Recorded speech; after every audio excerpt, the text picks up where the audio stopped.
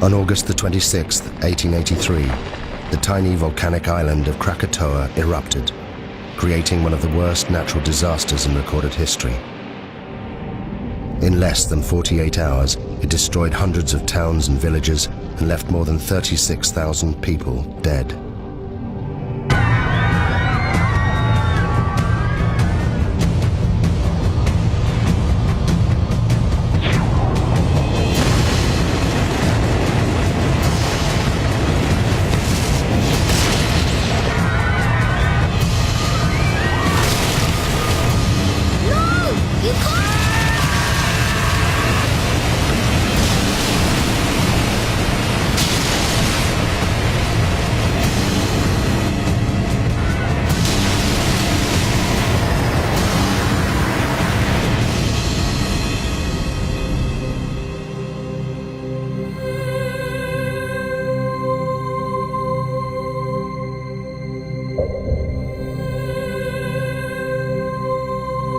Those that survived the eruption left diaries, eyewitness accounts, and interviews.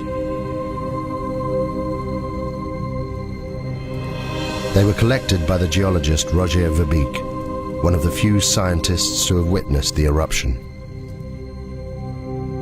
This film is based on those accounts.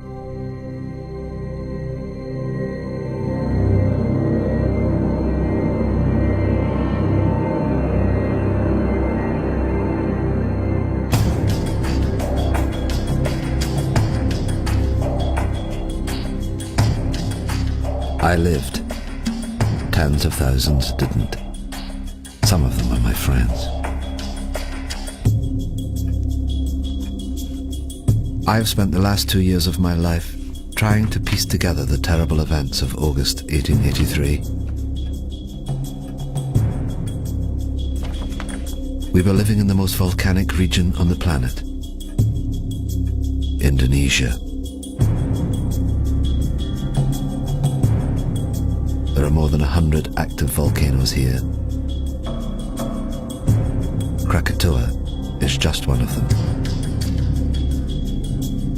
The volcanic island of Krakatoa sits in the middle of the Sunda Straits, 30 miles from the mainland. For centuries, the people here have lived within sight of the volcano. We thought it posed no threat. I could have saved these people. They witnessed the last days when the world changed forever. Contracts have been issued for the pepper and the customary 2.5%, which brings us higher yields than Mr. Debris had initially.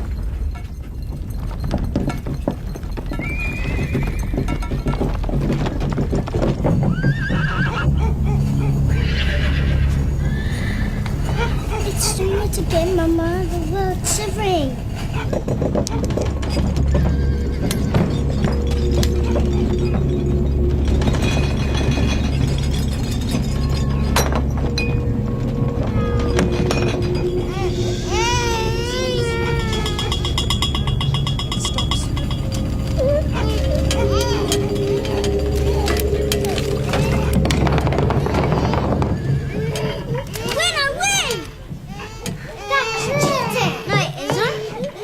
How much money's left in the reserve account?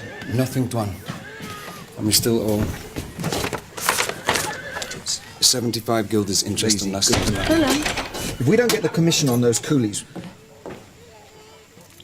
The horses are out of control. I'll see to it. Well, it's fine, I'll see to it.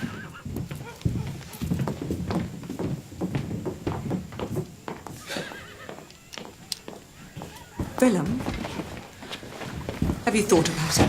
Thought about what? Please.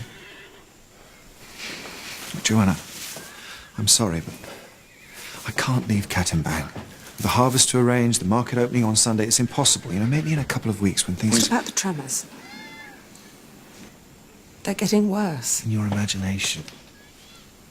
It's been rumbling away for months.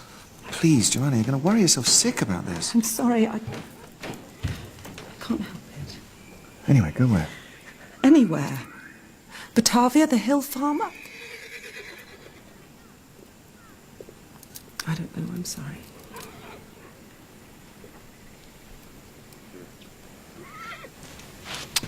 See to the horses.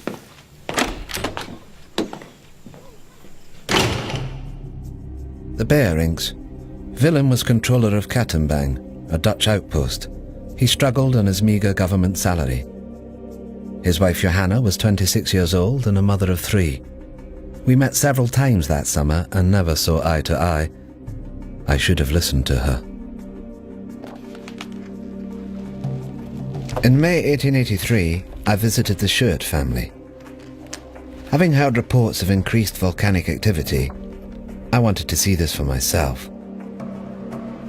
The Schuerts, a Dutch family, lived and worked on the 4th Point Lighthouse, 30 miles to the east of the island of Krakatoa.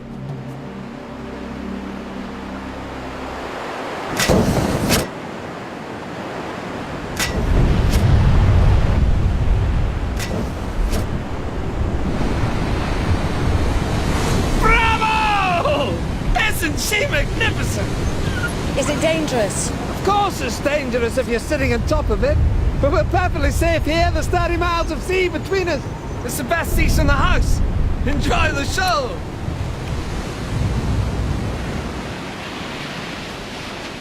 This is the island of Krakatoa, with its 3 peaks.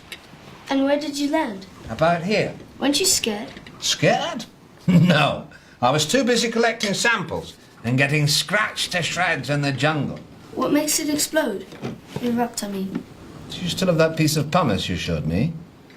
Yes? We have to live here. Oh, it's just Roger. Please. No, it's not him, it's just... The answer to your question lies in the bubbles. You see them? I'm worried. It's like this beer here. It's full of bubbles. You shake the beer, and the pressure builds up inside. The bubbles need to escape, but they can't until... Whoa! Joseph, it's past your bedtime. Say goodnight to Mr. Verbeek. Good night, Joseph.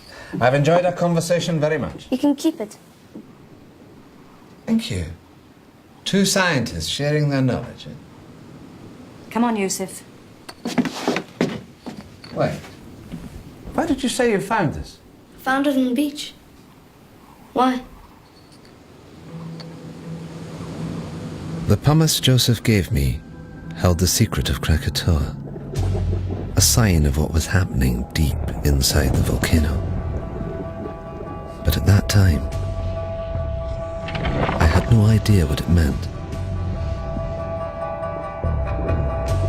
On the 20th of May, Krakatoa began for the first time to emit vast quantities of smoke.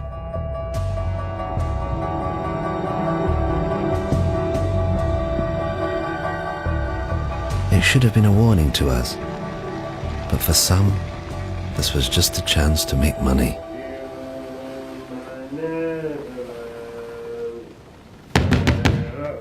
Captain?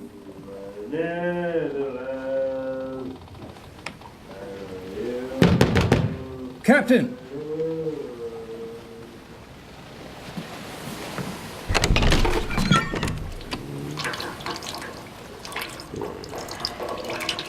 You salute your commanding officer.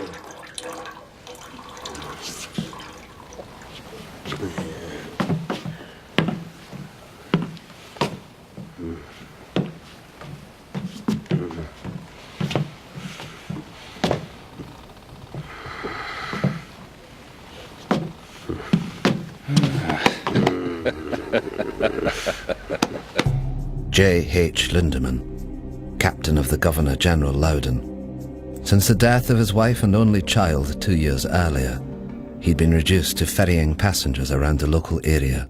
Listen to this.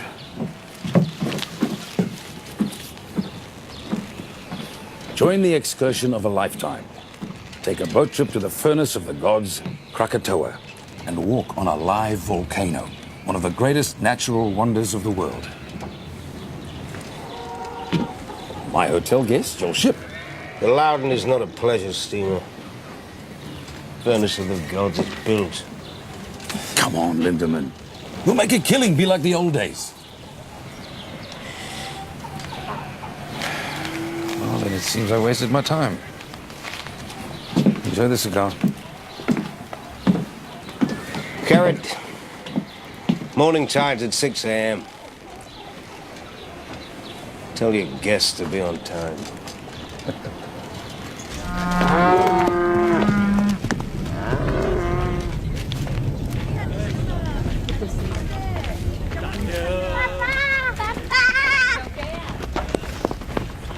Apa kamu berdua, sayang? Adakah harus aku memanggil kamu tuan? Mereka kelihatan seperti orang Belanda. To Kaya, Willem Barings Clark was one of those thousands of Javanese recruited by the Dutch to run the colony. But his loyalty to the Dutch Empire left him isolated. Bangga apabila uniform sikulu itu sampai. Aku terpaksa menghalang mereka dari datang ke kawasan pendiaman karena mereka terluing untuk menuju uniform.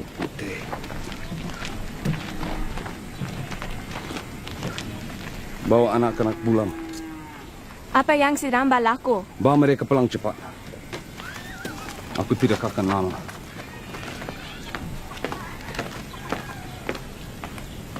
Menanam lada putih mereka.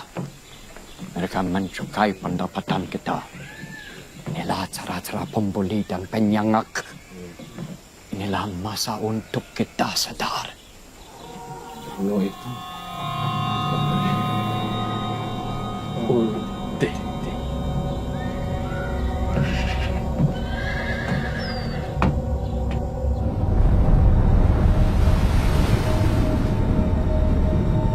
On the 27th of May, 1883, the steamship Loudon took 86 paying passengers on a day trip to Krakatoa.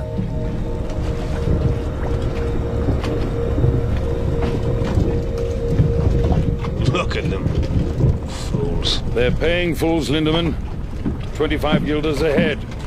Your good health, Captain. Keep it to leeward, Mr. Jansen. Aye, aye, sir. Don't like the look of that smoke. What smoke? Lindemann, I smoke. It doesn't make me dangerous. You just count your money. Leave the ship to me. God in heaven. Whoa! Whoa! Whoa! Whoa!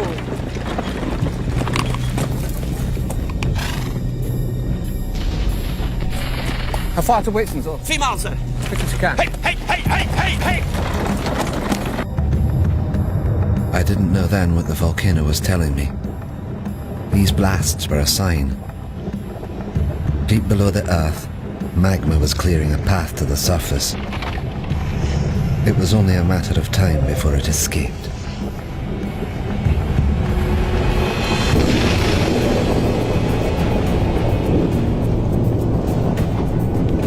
Sound the horn, Mr. Jansen. We're leaving. Well, what about the guests? The guests paid in advance, I hope. Hard to stern, Mr. Jansen. But you can't just leave them. Can't we? They've got half an hour, no more.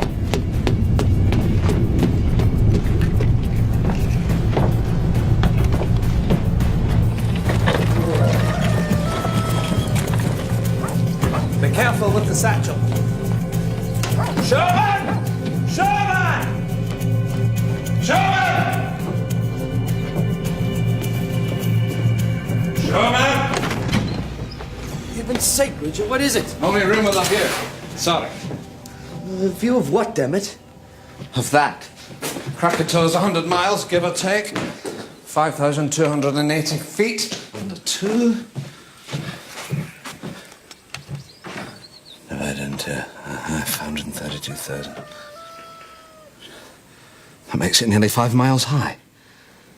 Well? Precisely.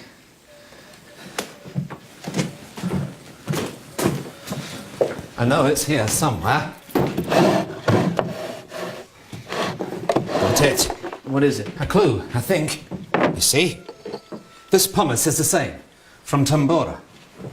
But Tambora was a catastrophic event, biblical. The crater's 4 miles across. I've seen it myself. Krakatoa's just a couple of vents.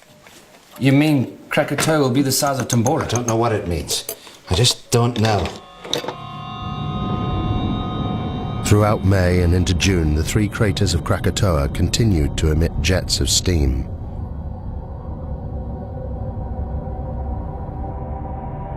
The gases caused strange blue and green colorations to the sun.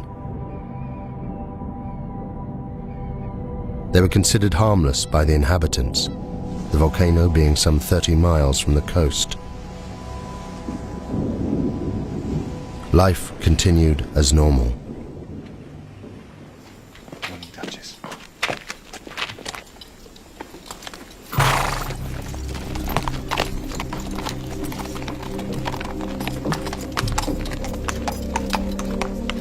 Joanna Berink was later interviewed by the Dutch authorities. It seemed the tremors were getting worse every day. But my husband Willem wouldn't listen.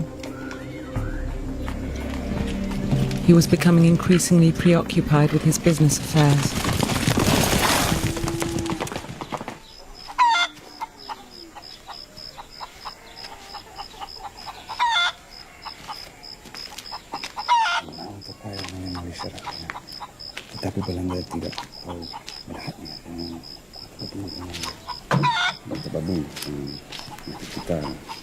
Kenapa kamu tidak bersama anak kamu? Yang kecil sedang bersarapan pagi. Saya mau telur tetapi... Ayam tidak bertelur, Nyonya. Apa maksud kamu? Apa jadi dengan mereka? Tidak ada apa-apa, Nyonya. There is nothing wrong. Things are bingung, confused, out of balance. The animals know. They're leaving.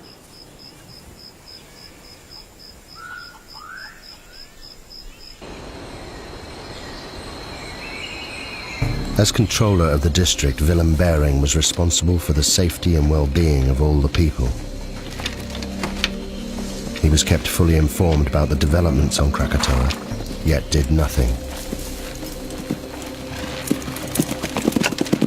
It seems he was preoccupied by other matters.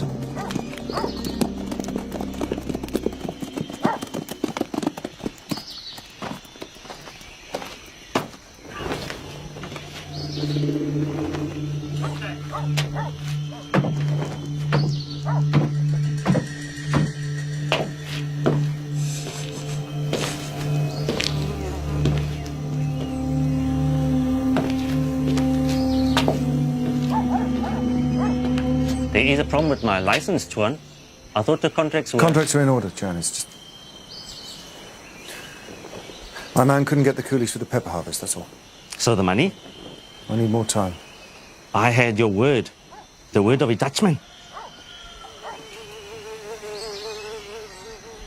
Just give me 3 weeks until the harvest. I'm a businessman, Mr. Bejerik. I have a license and obligations. Perhaps your colleagues in Batavia would be interested to know how much you owe me. How dare you.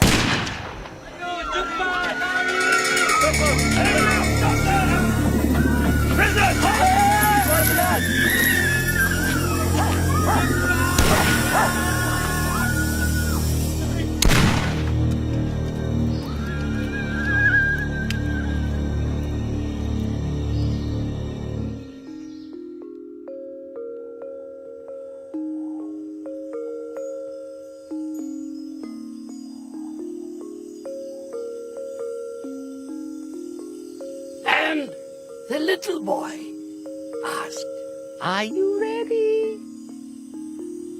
Shall I wake the spirit of the mountain?" And the wind blew, and the sea rose, and the spirit appeared. Many lifetimes I have slumbered under the mountain. Now I wake, and they must learn what it is to earn the wrath of the spirit of the mountain.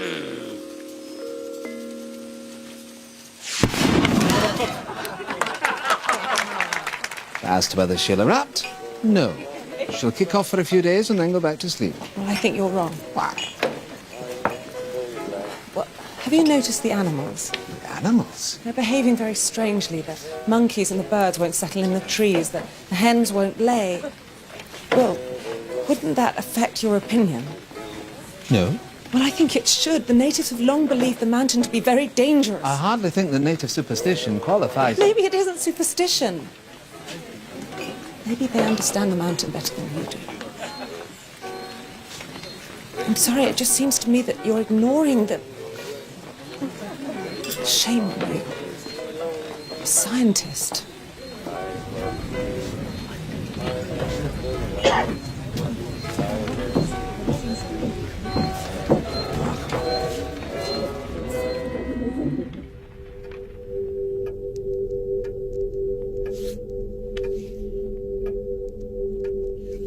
I realized far too late that I should have listened to her.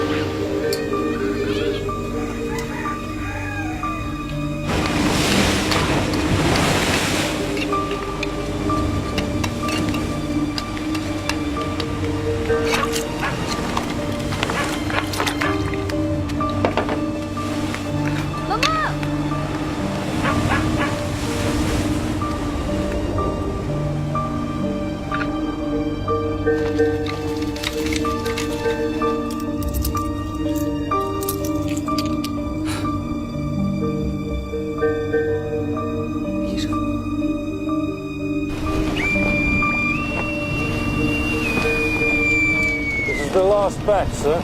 We'll get them stowed by nightfall. We're leaving with the tide. Aye, aye, sir.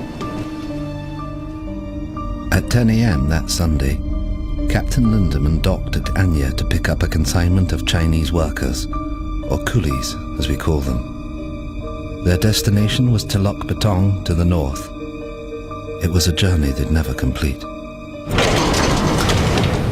All right, move it up down here. Now let's stop. Get yourself down the ladder. Down that way. Come on.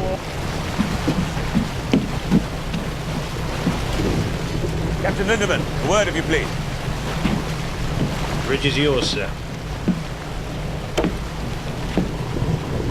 What is the meaning of loading the ship with coolies? They're for control of bearing. I don't care if they're for the King of Holland. They stink. Captain Lindemann, the coolies. They bother you? They stink. You ever thought what we smell like to them, huh? Maybe they're right. Right about what? Corpses.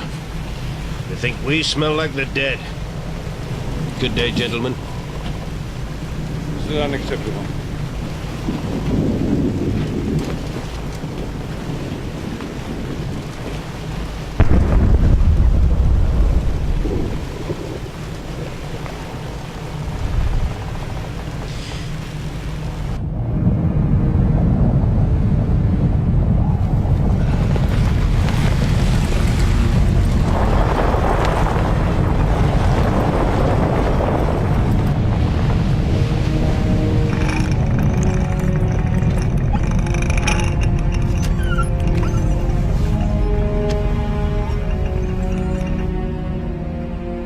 The northerly course that Lindemann steered would take him closer to the volcano than anyone else that day.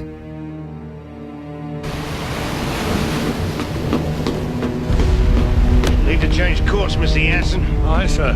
Change course. Take a bearing from Palau Son Yang. Set a course for Lampong Bay. 191 degrees. Place the BC Island on the port side and enter the bay from here. Jansen! Aye, sir. Steering course 191 degrees.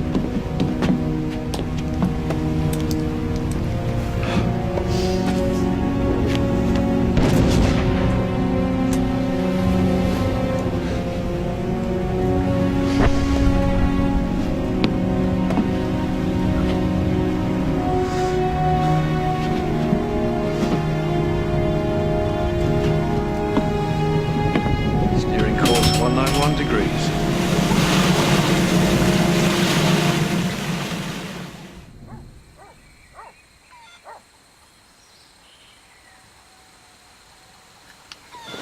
What are you doing?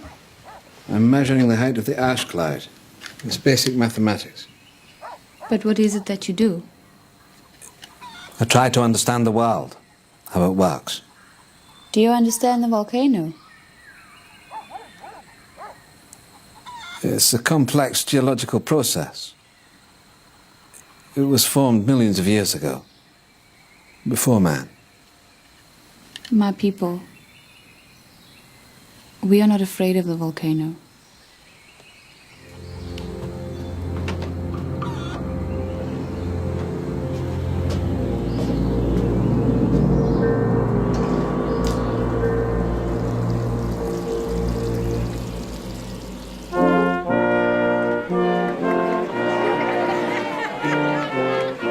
That morning I didn't want to go to the festival. Willem tried to calm me. The market opening would be a joyous occasion.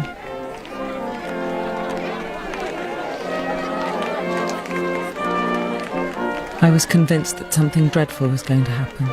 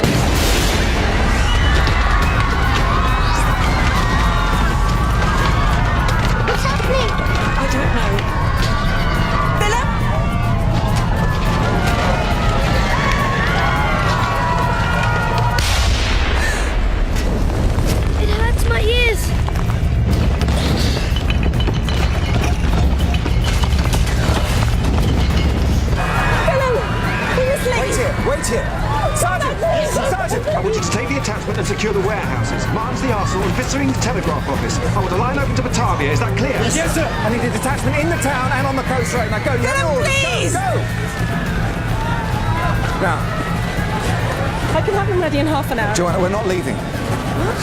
It's my duty. I have to stay here. If the natives see us leaving, they'll riot. Now take the children back to the house. The house is not safe! Volcano's 25 miles away. Now, please! I know what I'm doing! Go home.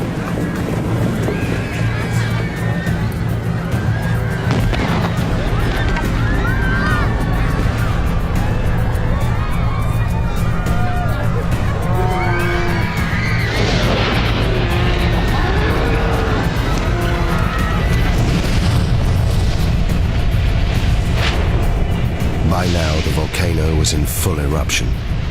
Every second, almost 1 million cubic meters of ash, rock, and pumice were being forced out of the vent, crashing down the mountainside. This avalanche had an extraordinary effect on the sea. It caused unpredictable swells and rapid tidal movements. The volcano was about to claim its first victims.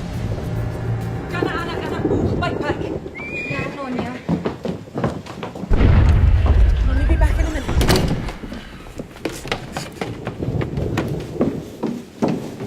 Ina? Adi?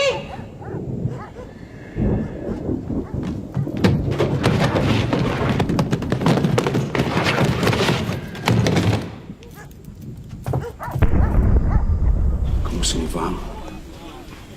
Pergi ke arah Bukit Bekau. Aku akan turut kamu bila aku boleh. Kamu harus terjaga mama kamu. Kamu semua faham? Bagaimana kamu hendak mencuri kita nanti? Aku akan cari kamu semua sekarang pagi. Aku tak boleh meninggalkan kamu. Karim, selepas dekat dan keluarga aku selamat. Bukan untukku, untuk mereka.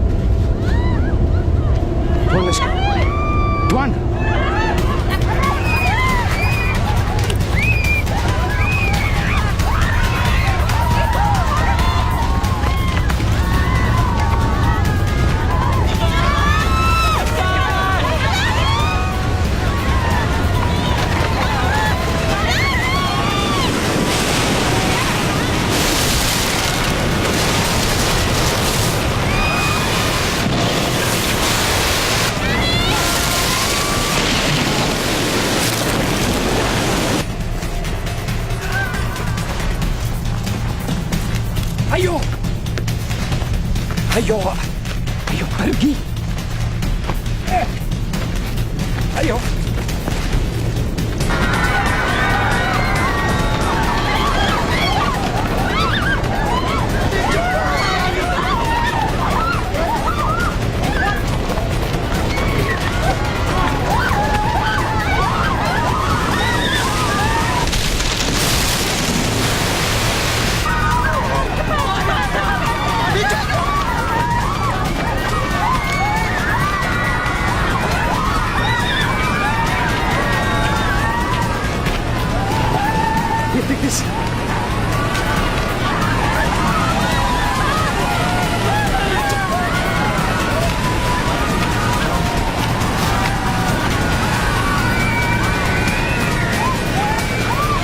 Put me in prison.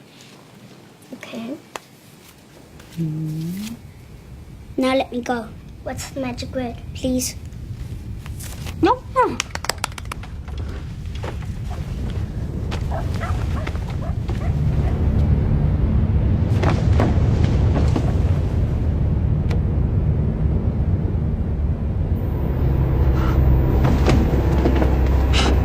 Nina! Peter! Peter!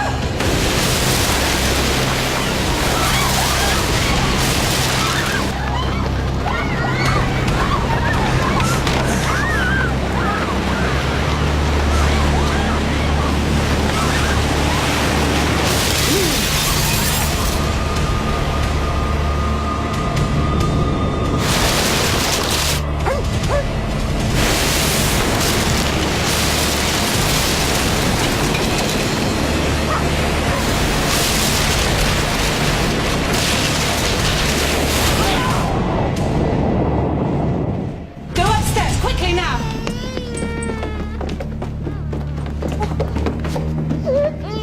Go upstairs and find somewhere safe. Quickly, move! Door, Tuan.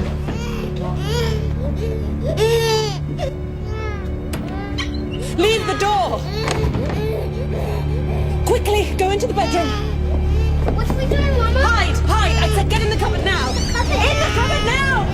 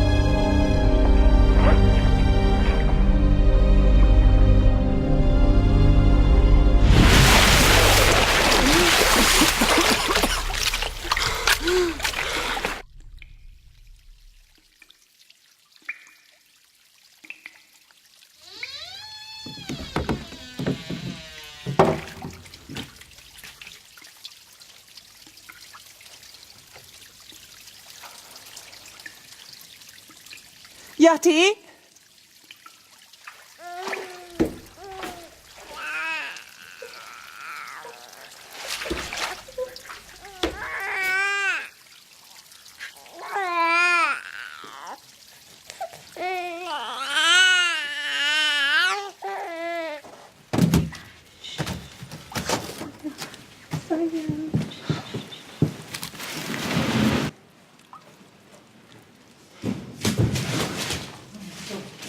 Joanna? Joanna? Joanna? Joanna! Joanna! Peter! Peter! Peter! Please! Papa! Oh, come here. Oh, thank God. Oh, thank God. Thank God.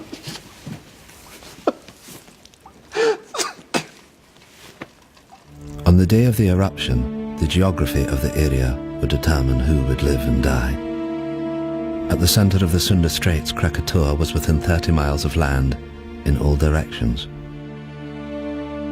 The first tsunami produced by the volcano had headed north, where it destroyed Katimbang, killing thousands. The steamship Loudon and the Fourth Point Lighthouse were untouched in the south, as was I in Buitzenborg, 60 miles inland. We were safe, for the time being.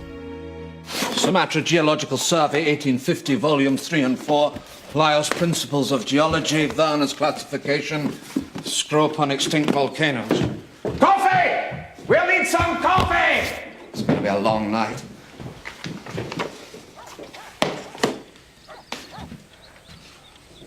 How could I have been so stupid? The answer's right in front of us, look.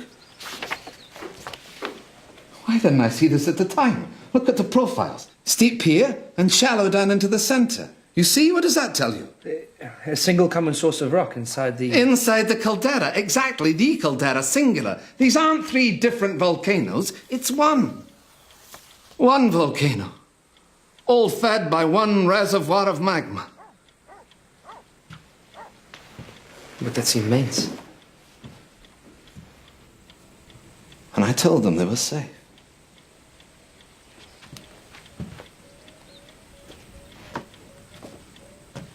Excuse me, Twan. Who's this? A girl. I can see that, Sherman. We're busy. Get rid of it. What do you want? The mountain. What about it? It's done this before.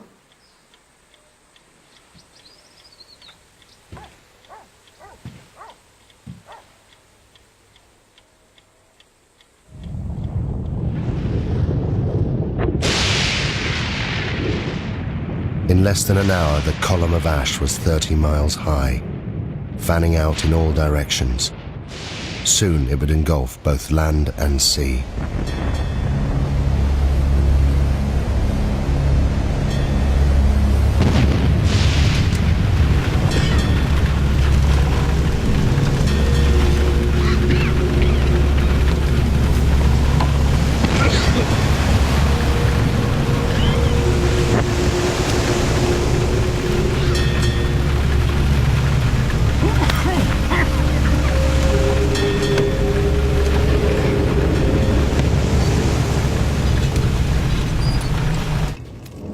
Kami perlu ke Semiluk.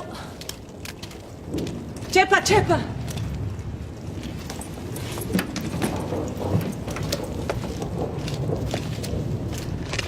How long will it take to get to the hill farm? On foot? 5 hours, maybe more.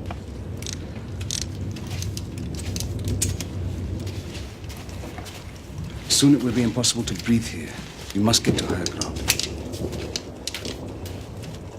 Come on, children. Cepat, cepat.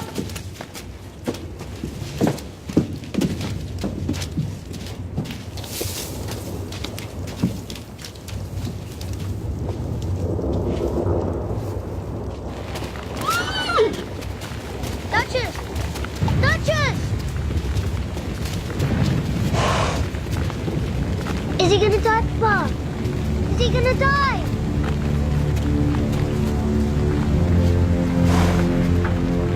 He's still breathing. I don't want him to die. I'm sorry.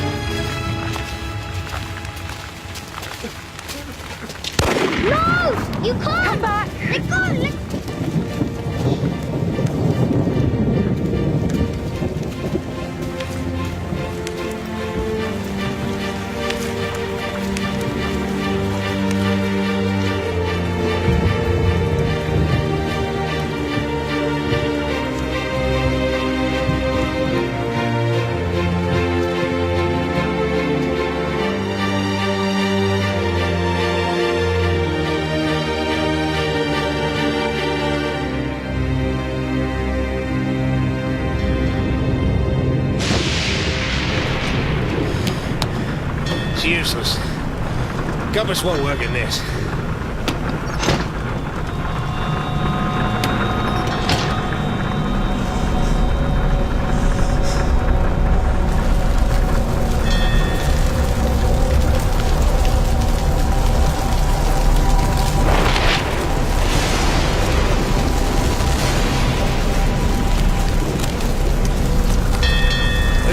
Evil spirits, sir, trying to sink the ship.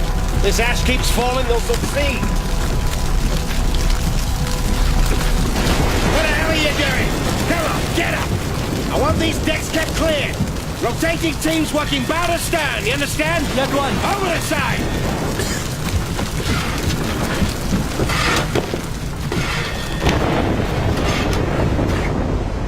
side! Sailors that survived the eruption reported a strange glowing. Gases and ash mixed, creating violent electrical discharge. The lightning is dangerous, but ash is a far worse threat.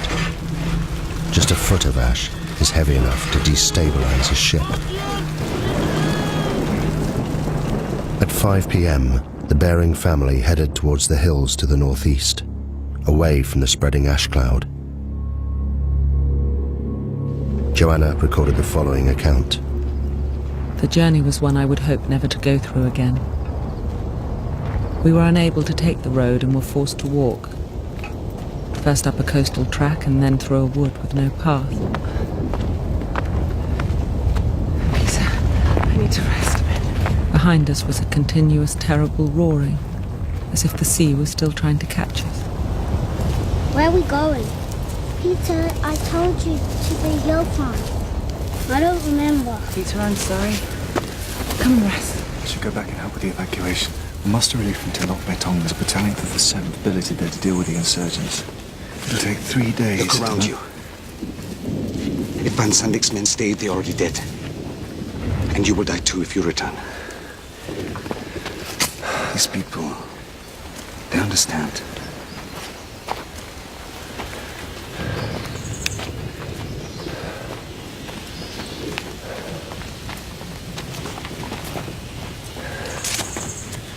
Go on, Peter. Jump.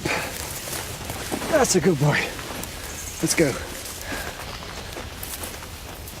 There are many stories about the mountain, about how the spirit of the mountain broke the land into pieces and sunk into the sea, and how it was reborn out of the sea, and some people say how it will come again, to destroy. I've got it. The Javanese Book of Kings. The Staka Rajapura. It is our history. It was only published in Dutch a few years ago. This chap, Rangawa Sita, collected all the folklore. I picked it up in Batavia. I thought it might be interesting. Listen to this. The year 416. At last, with a tremendous roar, the mountain burst into pieces and sunk into the depths of the earth. And the next verse. The water of the sea rose and flooded the land.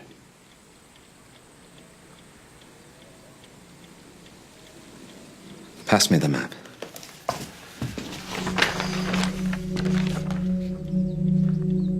If I'm right and history is repeating itself, then an eruption of this magnitude will generate a wave that... it will engulf this entire coastline.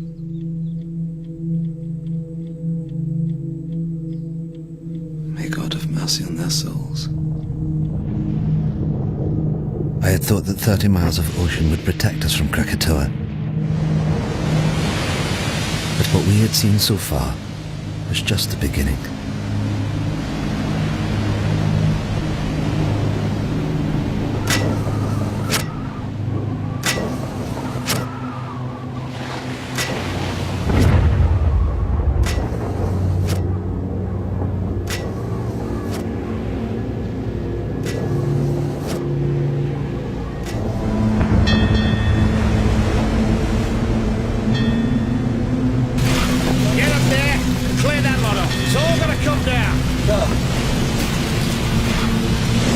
Can't survive this.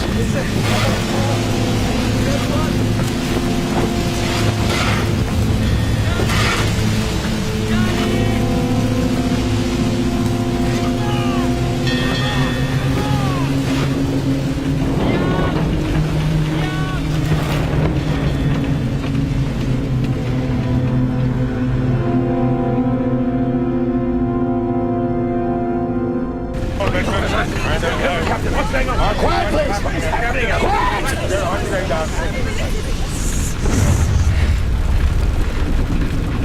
Now I need everyone to go below. What? No. Why on earth should we do that? Because the ash is unbalancing the ship. It's making her top heavy. So what does this mean? I'll tell you what it means. It means that if I can't lower her center of gravity, she'll capsize. You mean we are going to be human ballast? Along with the coolies? It's for the good of everyone on board. I wouldn't do it. I won't be packed in there with beasts. Now, I can distribute the weight in one of two ways, sir. Below or overboard. It's your choice. Oh, for God's sake, you're not going to do this, are you?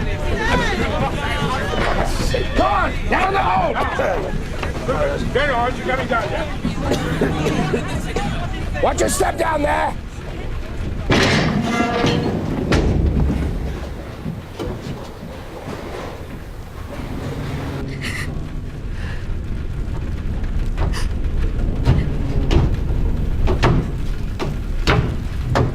What are you doing here, miss? What can I do to help? You get below with all the others. I don't want to hide. I want to do something.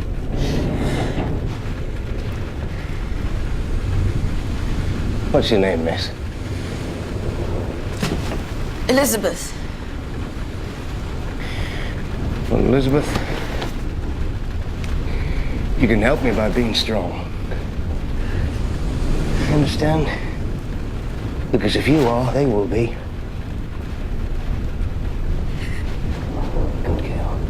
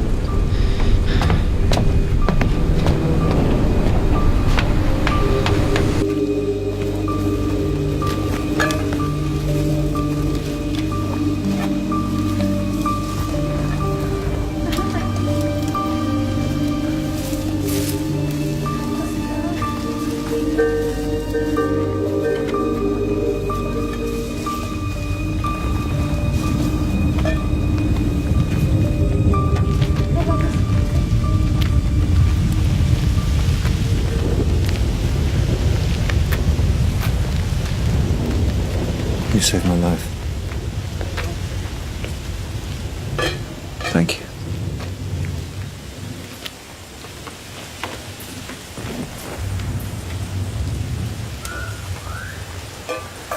Your family, your wife and children, where are they?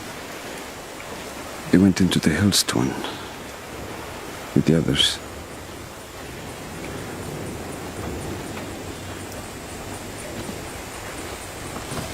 You must miss them very much.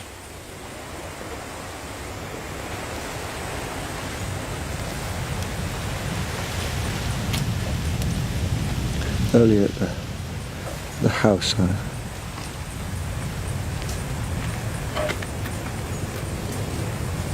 thought I'd never see them again.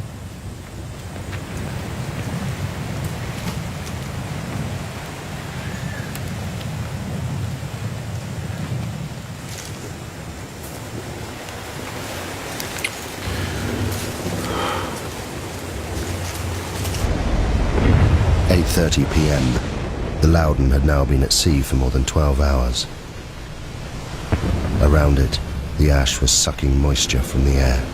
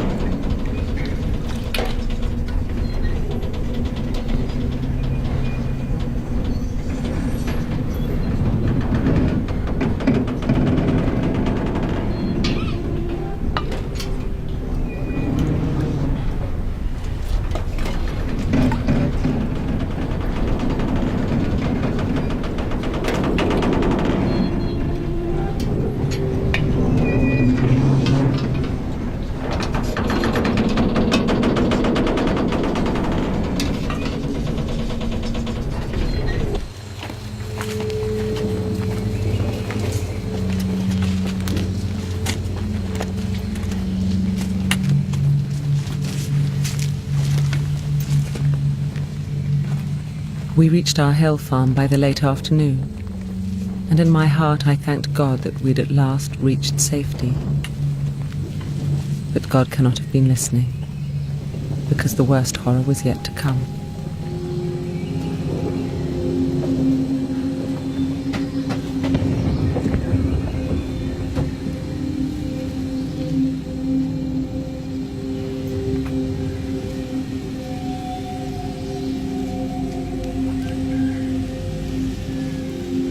You all know me and know you can trust me.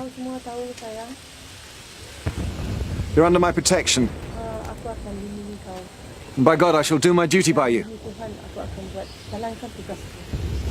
You're my children. There's no need to be frightened. You're safe here.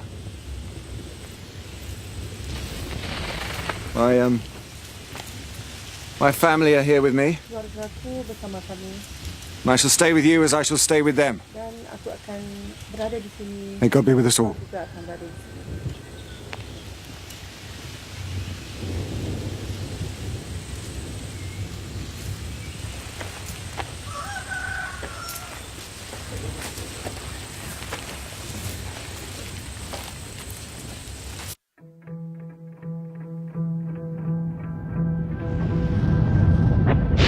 That morning, there was no dawn on Krakatoa. Throughout the night, the explosions increased. A series of booms could be heard hundreds of miles away. The volcano was entering a new phase.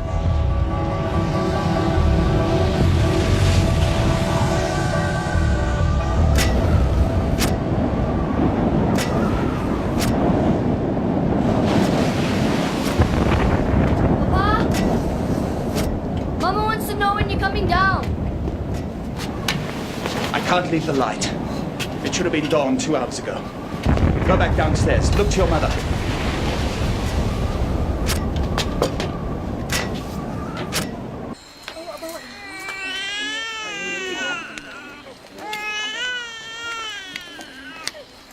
I want the baby to stop crying.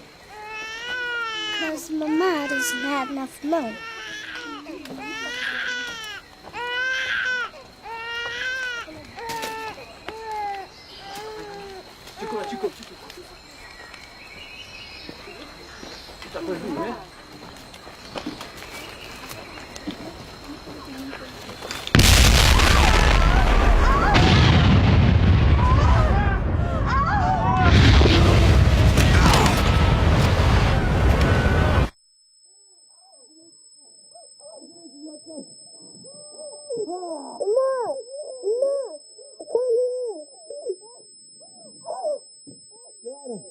Joanna, can you hear me? Can you hear me?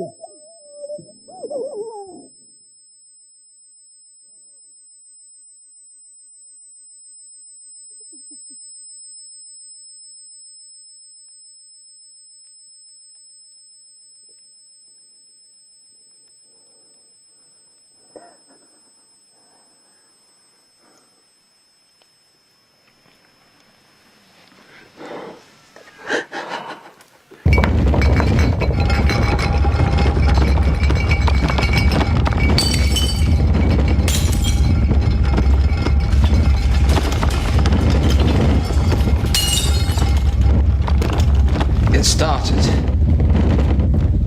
Bring a carriage round! This is madness. You'd be killed. What will that achieve? Don't you understand? This is all my fault. What's your fault? How can this be your fault? I should have known. I could have warned them. I can still warn them. The sea is coming!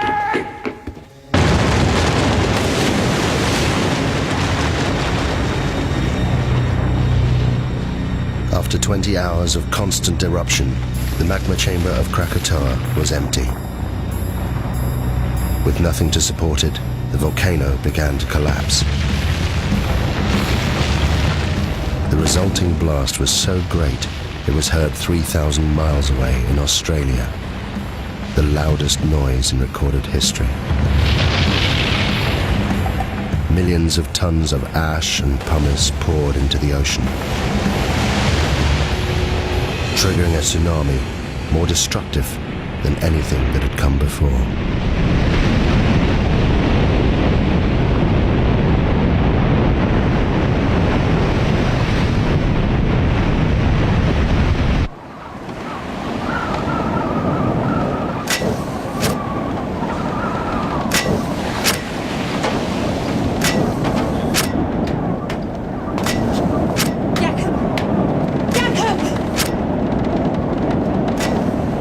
You must come down. I can't. I'm sorry.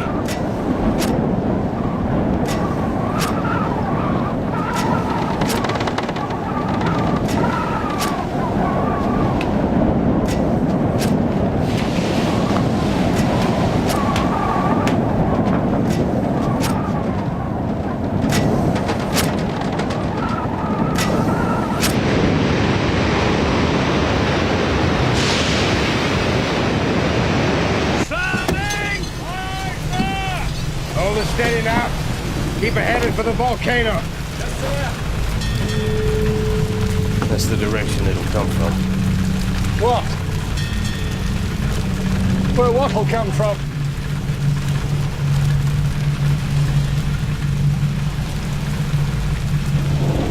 The wave.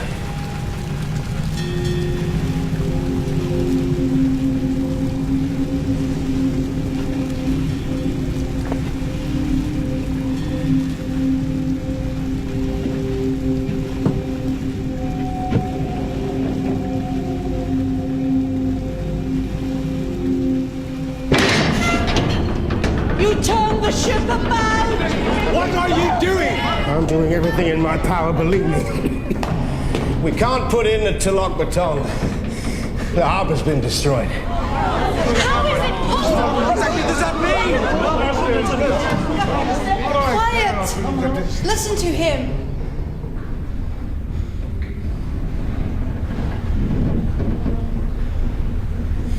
The closer to land, the higher the waves. The sea swept it away. Captain, where are we going? I'm taking her out to sea. We're all in the greatest danger. We have to face the truth. If it's God's will... What are you saying? I'm saying I'd gladly give my life to save any one of yours.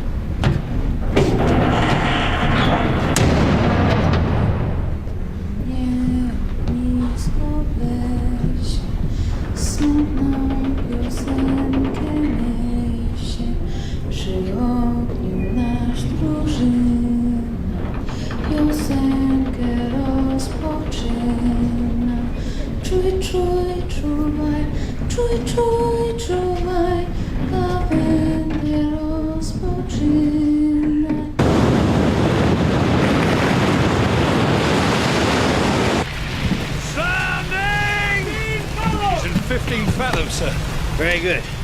Now, I want a two-cable shackle outside the horse pipe. We're anchoring. Why?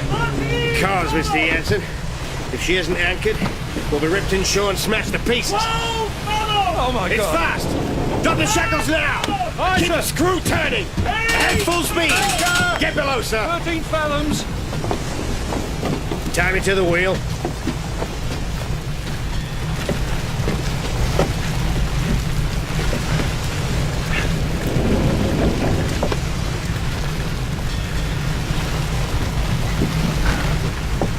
Now you get below. No, sir. I'm staying here.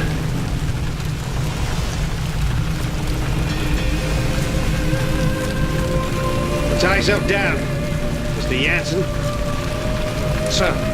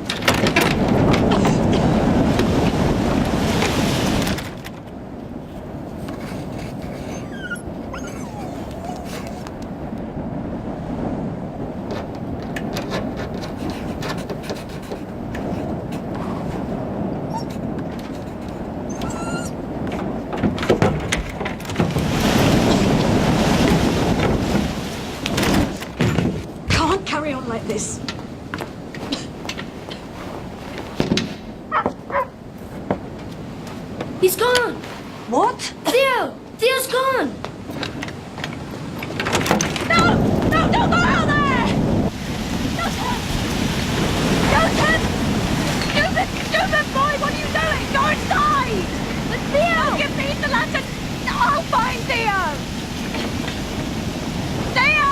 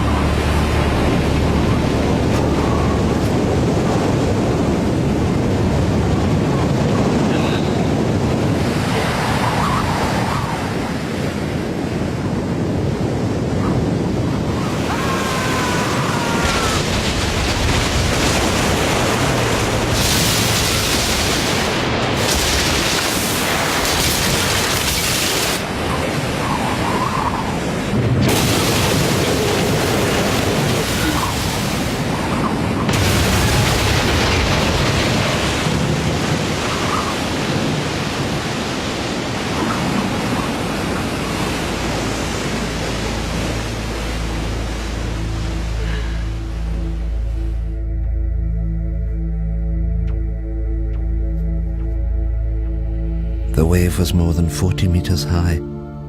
It lifted the lighthouse from its base. It destroyed the entire coastline. Towns, villages. There was nothing they could do. Thousands died.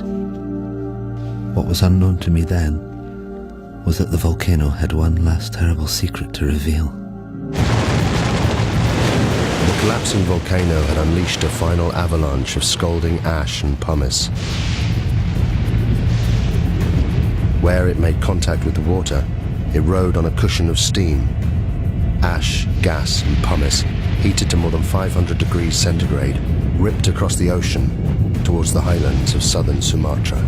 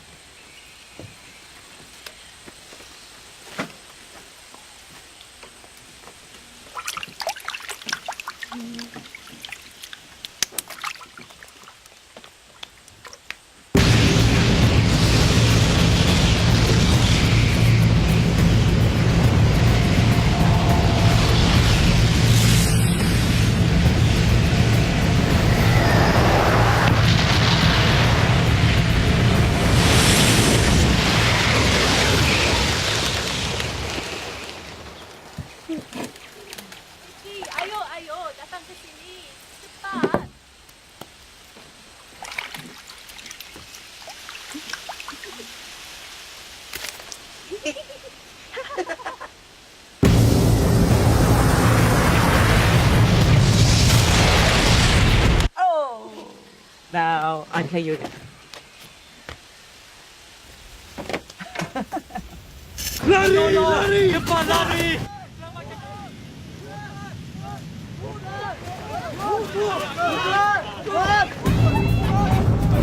Get inside. Get inside now, quick! Into the back! Quickly! Get into the back, Roger! Into the back!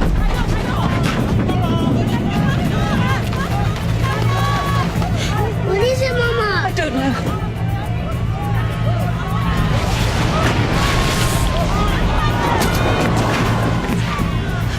Please, God, no.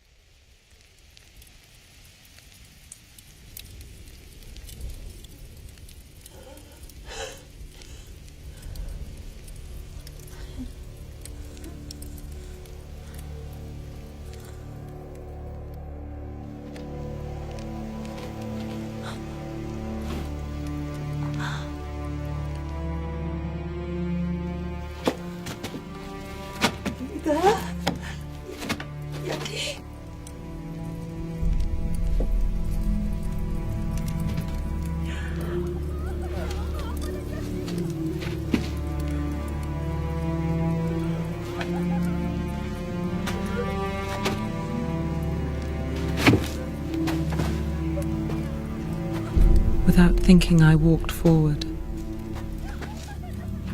Had I been in my right mind, I think I would have understood what a dangerous thing it was to do.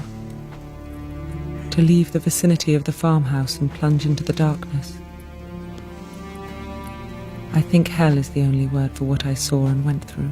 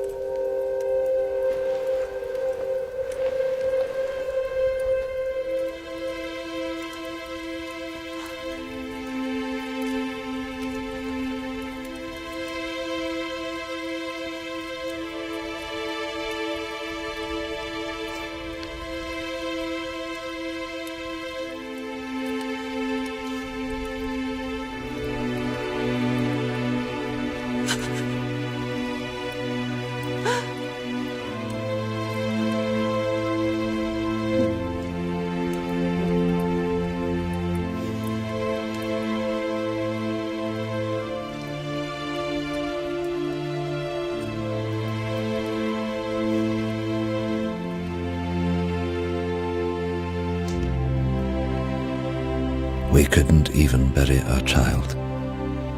My only thought was, thank God he is at least put out of his agony.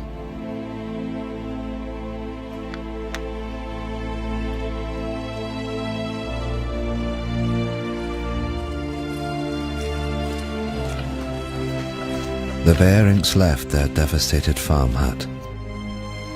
Of the 3,000 natives who fled to the highlands, more than 1,000 died. They suffered horrific burns from ash and pumice. Elsewhere, it was the tsunami that killed.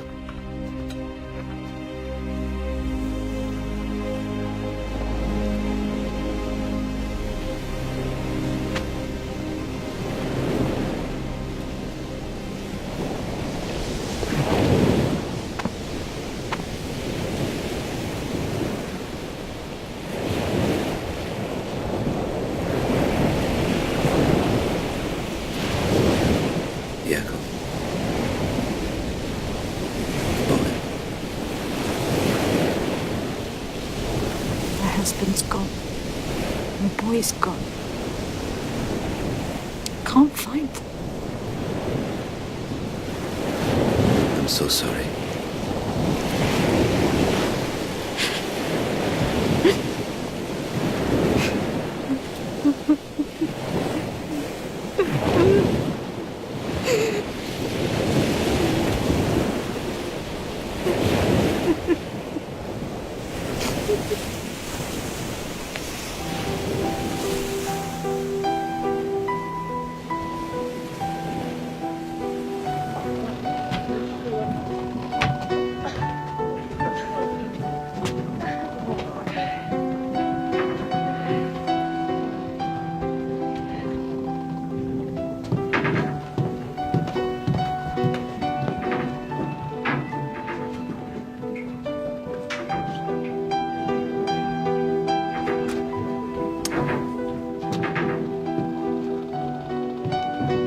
Captain Lindemann was awarded the Cross of Gold by the Dutch authorities for his bravery in saving the lives of those on board the Loudon.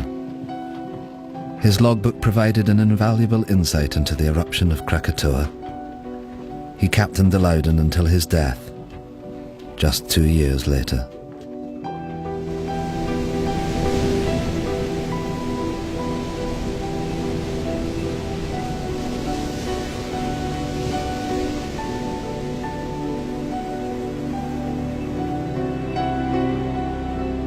The eruption destroyed 165 coastal villages, and it left more than 36,000 people dead. There were reports of bodies and pumice being washed up on the coast of Africa a year later. The Dutch authorities ordered 250,000 gallons of gasoline to be used in the burning of the bodies.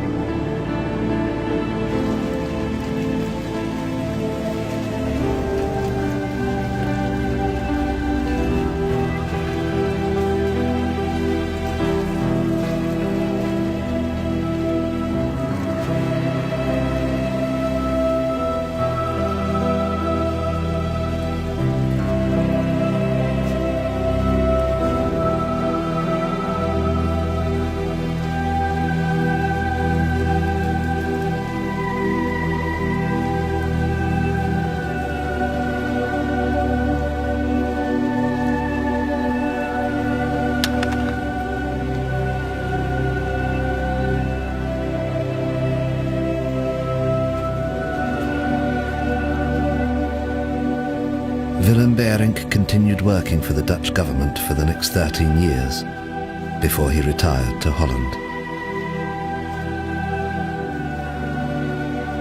Johanna Beirink's account of the eruption was reported around the world. She remained with her husband Willem and soon became pregnant again. She named her youngest child after the one she lost on the hillsides of Sumatra.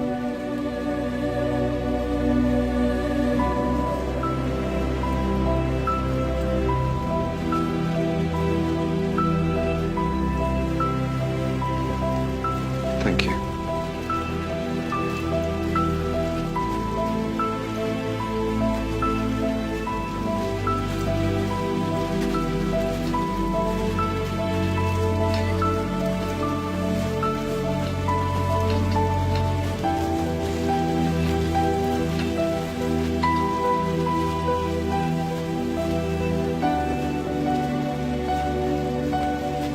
You must go to Kaya.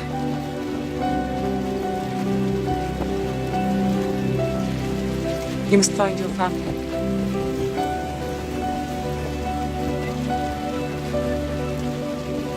Yes, Nunya.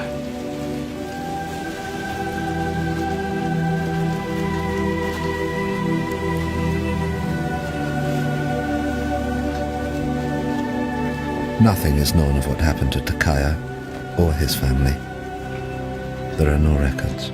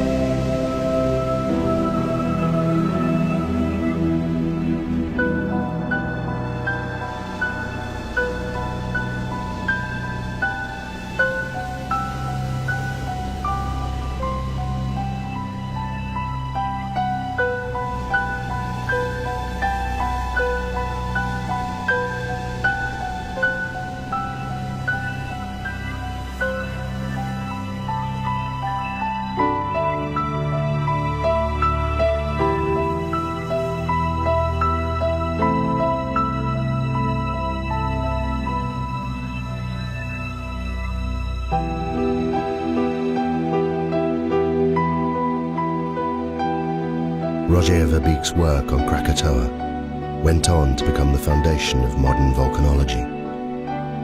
It provided scientists with a detailed eyewitness account of the entire cycle of an eruption for the first time in history.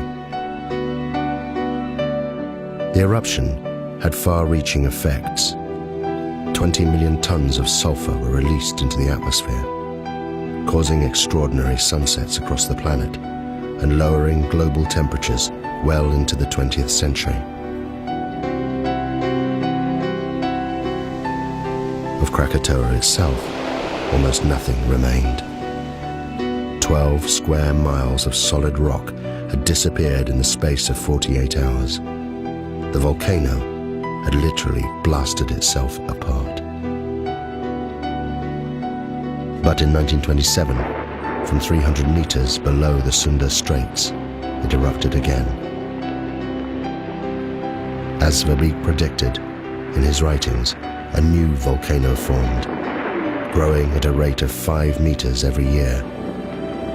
The Indonesians called this volcano Anak Krakatoa, son of Krakatoa. Today, millions of people live within sight of it. And it's still growing.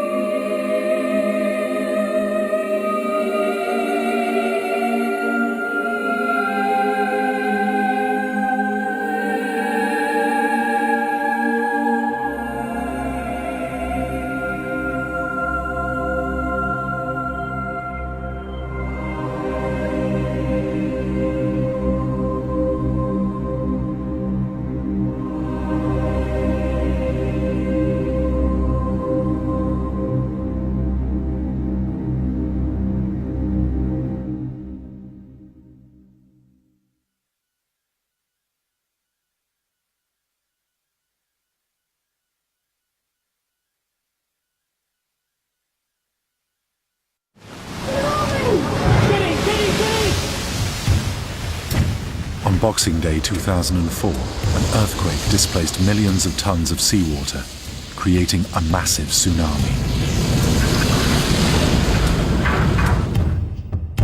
The waves swept out across Southeast Asia, destroying homes and killing over 300,000 people.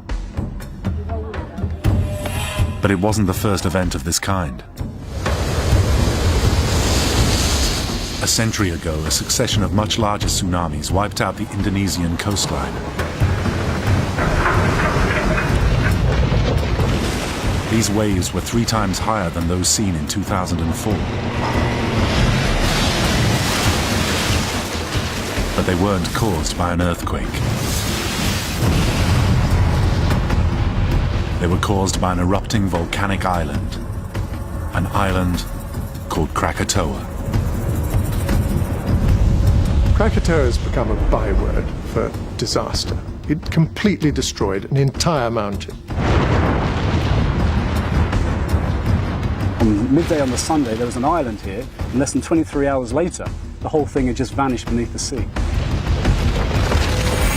The bang was the loudest noise ever generated on the surface of this planet.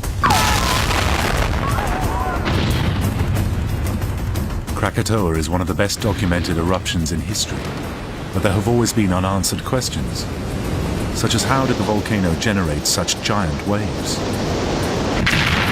Today, finding the answers is hugely important, because the volcano is back, and it's growing at a frightening rate. It will erupt again in the future, on that scale, and next time it erupts, the effects will be much more severe. An eruption of this type today would lead to a loss of millions of lives.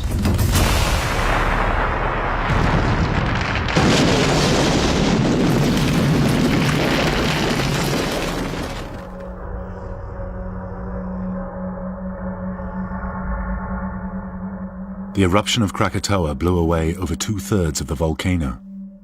Only an outcrop of rock was left standing. The volcano appeared to have burnt out. But then, in 1927, that illusion was shattered.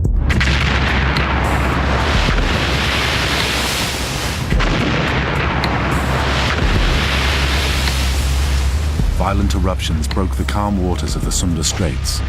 A cameraman rushed to the scene to capture a new volcano forming.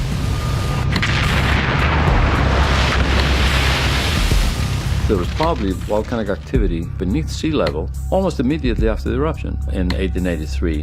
And then in 1927, eruptions broke through the surface and they led to the formation of Anak, Krakatau, the child of Krakatau, that is still growing.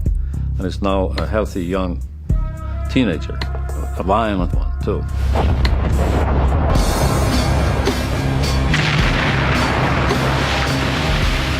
The new volcano is growing by almost 12 feet a year, and its rate of growth is accelerating. It is now over 1,000 feet high. Geologists have no doubt it will erupt again, and when it does, the consequences could be even worse than last time. At the time of the 1883 eruption, the area was not particularly densely populated. Today, the area is very densely populated.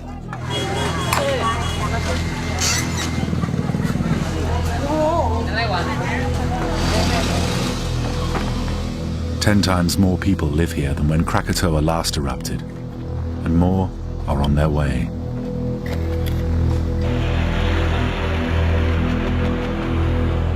The coast of Java is now being developed as a resort area. And if Krakatoa erupted again today, with a similar type of eruption as it did in 1883, the effects would be devastating.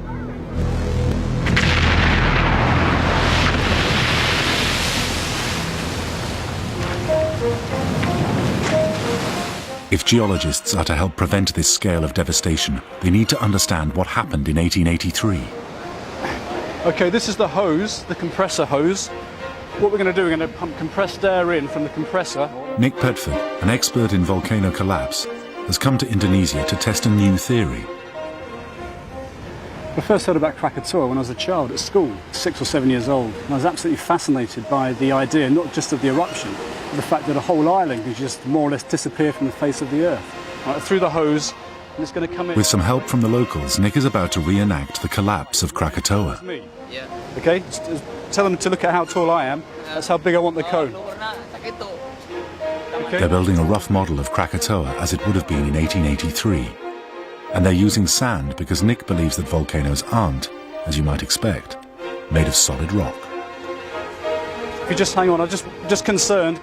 You make it more shallow on this side. So now just, if you look how a volcano forms, mostly they're made up from erupted products, lava flows, but also material that's flown up into the air and then falls back down around the cone. So on average, the properties of a volcano are not that different from a loose pile of sand, something with a small amount of cohesion or stickiness, but not, as most people think, built of solid, strong rock. It's looking pretty good. I think it's as high as it needs to be. All Nick now needs to do is recreate the pressure generated by millions of tons of molten rock or magma rising up from the core of the Earth. What we're going to do is pump in compressed air via this tube, here's the compressor here, into the base of the volcano or the pile of sand, and try and reproduce a deep-seated failure, which is the sort of thing we think may have happened in the final stages of the eruption at Krakatoa.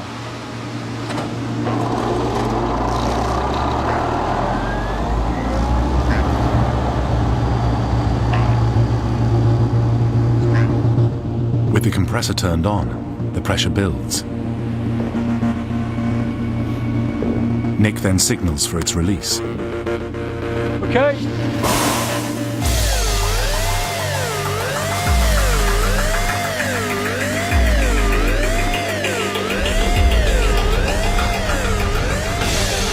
Nick believes pressure from rising magma blew the volcano apart because it was already unstable.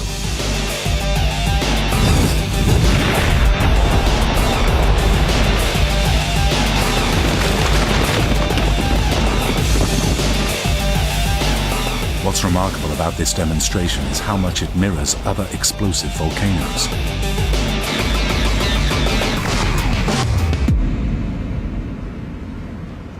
It's pretty impressive. What's happened is that the internal pressure at the base of the cone has resulted in a deep-seated failure or landslide inside the pile of sand. And we think exactly the same thing may have happened during the waning stages or the final stages of the eruption of Krakatao. And amazingly, what's left looks just like Krakatau, the remnant of Krakatoa. To test his ideas, though, Nick needs to go to Anak Krakatoa. But the newly formed volcano is a dangerous place. So first, he visits the local monitoring station. Okay. Can you ask him, has there been any recent volcanic activity? Belakangan ini ada nggak aktivitas, Pak? Ya, ada. He said last week. Last week? Yeah, there's been some. Okay. So what I'm hoping to achieve in my studies is a deeper understanding of the physical mechanisms behind volcano collapse and how we can predict if and when collapses will happen again. Is it safe to climb the volcano? Aman nggak kalau ke sana Pak sekarang? Aman, seharusnya kan aman, tapi harus waspada aja. He said safe, but we must be careful. Safe, but be careful. Okay. Yeah.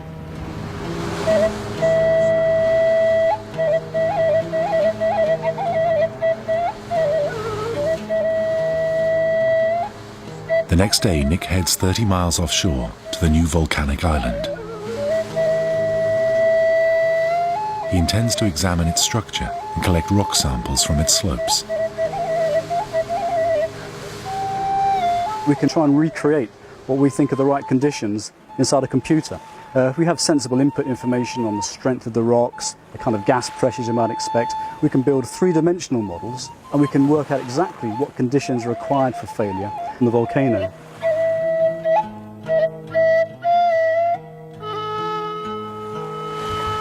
Eruptions happen on a regular basis, and Nick is acutely aware of the risks.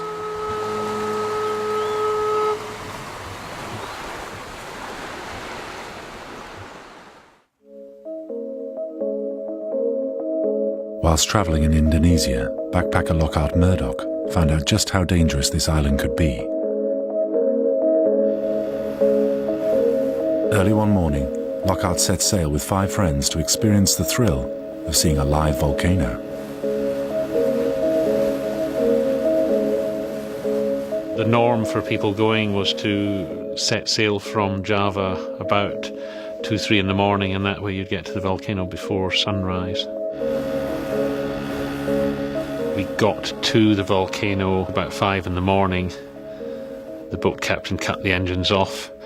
We could just see the sort of silhouette of the volcano in the silvery moonlight and the waves reflecting the stars.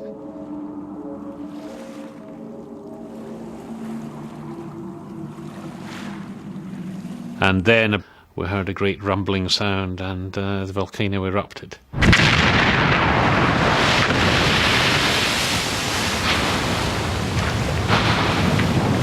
It was quite thrilling, quite exciting.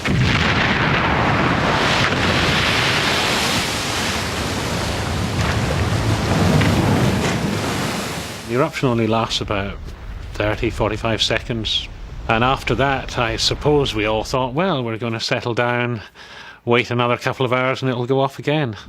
But it was at that point this motorised rubber dinghy appeared. There was an Indonesian guy saying, come on, and we looked at him and said, are you sure? And he did. He said, yes, come on. So we foolishly got on the dinghy and he took us ashore. We were thinking, there's 2-3 hour gaps between eruptions, so it was going to be okay. Once ashore, the boatman suggested they climb to a ridge for a closer look.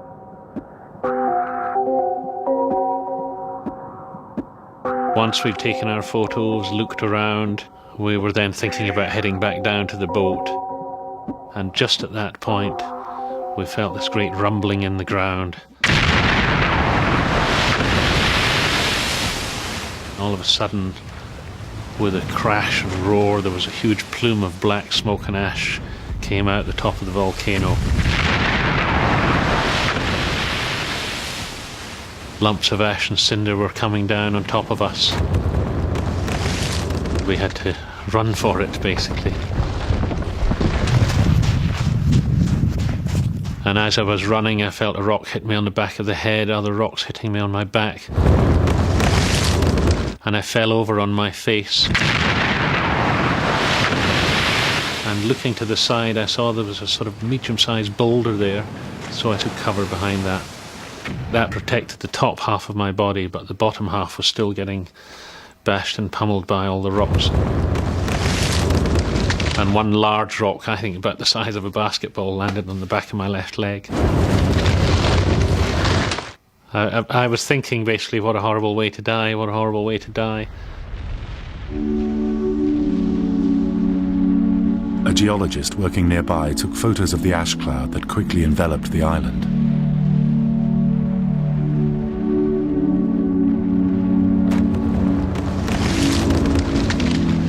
After about 30 or 45 seconds, the eruption stopped.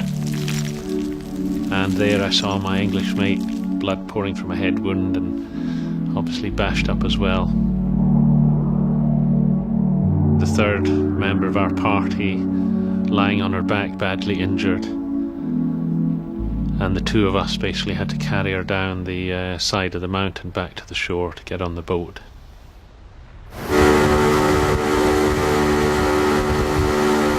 We'd been on the boat for about an hour or so when the girl with the worst injuries died. I just felt numb at the time.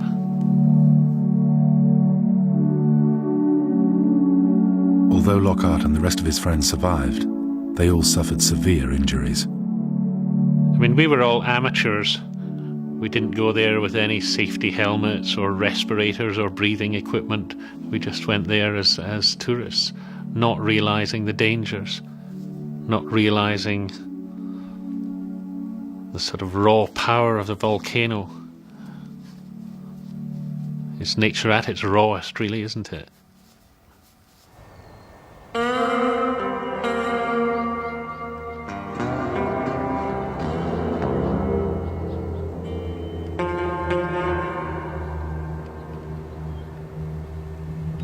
Anak Krakatoa is regularly active, but even when quiet, the molten rock held deep underground makes the surface blisteringly hot.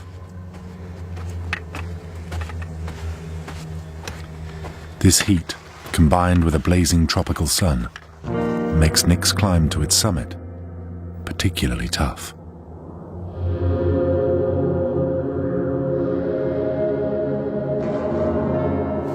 It's actually quite strange being here. It's even rather a bit intimidating, in fact. It's very hot, very hard work, and I wouldn't say eerie, but there's almost a brooding presence here, a feeling about the place which is, makes you feel a bit uncomfortable.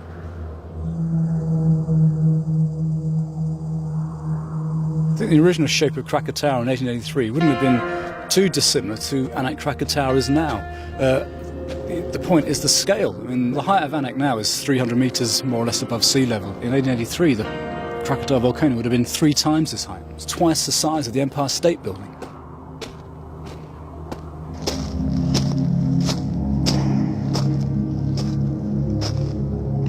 You can really smell the sulphur. This is amazing. Here we are on the rim of Anak Krakatau. You can see evidence of previous eruptions. Boulders, big ones and small ones, sort of littering the floor. You can see the steam and sulphur and fumes behind me. Volcano is monitored on 4 levels. 4 is full eruption, more or less. This is level 1, so it's relatively safe at the moment.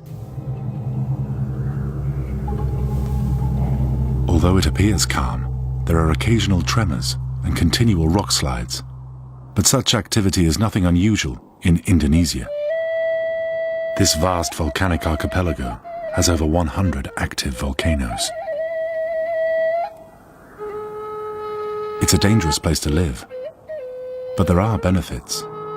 Because of the rich volcanic soil, crops grow readily. So in the 19th century, it was also a great place to make money. Coffee, tea, and spices made Dutch colonists very wealthy.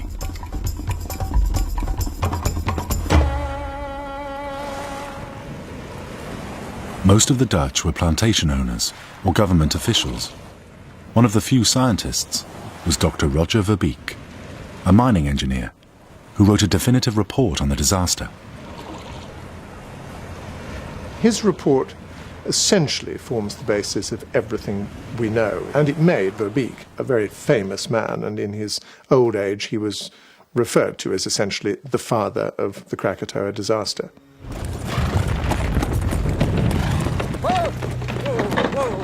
When the eruption began at midday on Sunday, August 26th, Verbeek was over 100 miles from the volcano. How far to wait from the 3 miles, sir. Quick as you can. Hey!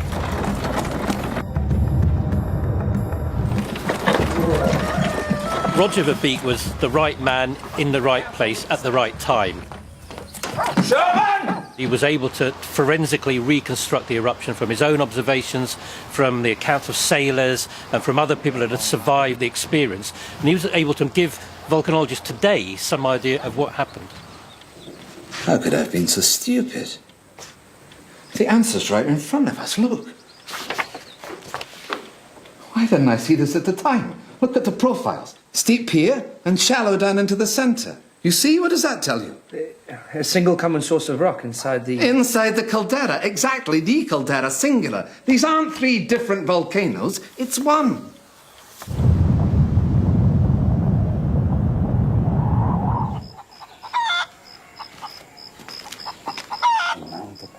Verbeek interviewed a number of survivors, amongst them Johanna Beierink, wife of a Dutch official. Kenapa kamu tidak bersama anak kamu? Even before the eruption began, Johanna seems to have appreciated the terrible things were about to happen. Ayam tidak bertelur, Nyonya.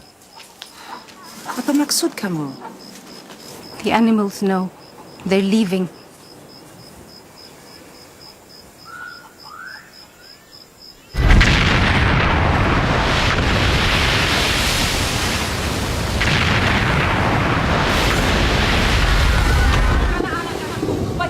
When the volcano first erupted that Sunday, Johanna hurried home.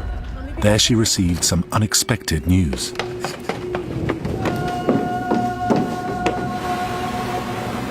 One of the servants said to me in a very worried manner, "The sea has gone. All the coral reefs along the coast are dried out." I said, "How can it have gone? Perhaps it is low tide."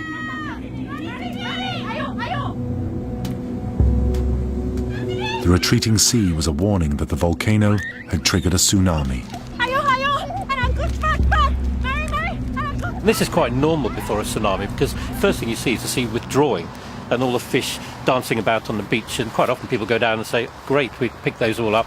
They go down there and they all get clobbered by the wave coming in. The retreat of water is what happens before normal waves break on shore. But with a tsunami, the effect is massively amplified.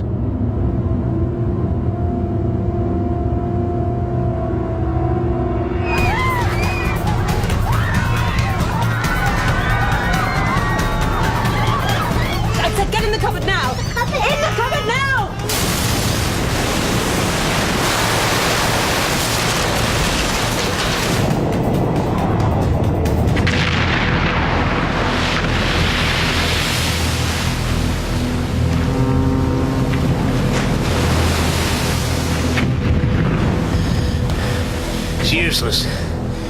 Compass won't work in this.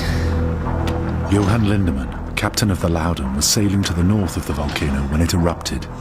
Soon, he was sailing blind through a dense ash cloud that had darkened the skies across the Sunda Straits. The lightning struck the main mast conductor 5 or 6 times, and the mud and rain which covered the masts, rigging and decks was phosphorescent, and in the rigging presented the appearance of St. Elmo's fire. They think it's evil spirits, sir, trying to sink the ship. This ash keeps falling, they'll succeed. What Lindemann and his crew were experiencing wasn't lightning in the normal sense. Whenever you have a big explosive eruption and you have this huge column of gas and ash, the ash particles become negatively charged and the gas becomes positively charged, and that generates these electrical discharges and you start to generate lightning. You actually get people killed by lightning, in fact, during volcanic eruptions.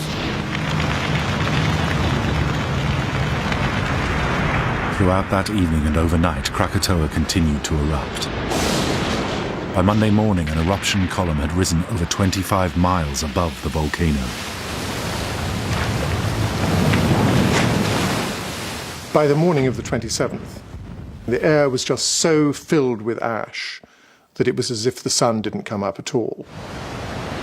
All the lighthouse keepers on the west coast of Java simply kept their lights on. It was simply a day that the sun didn't rise.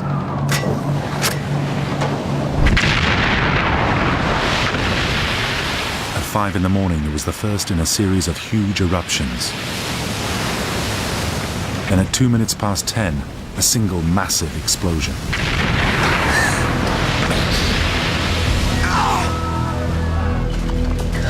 It hurts my ears.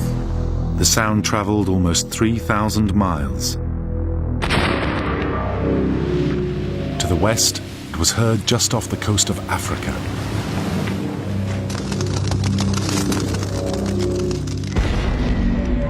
To the east, it reached Alice Springs in the middle of Australia's outback.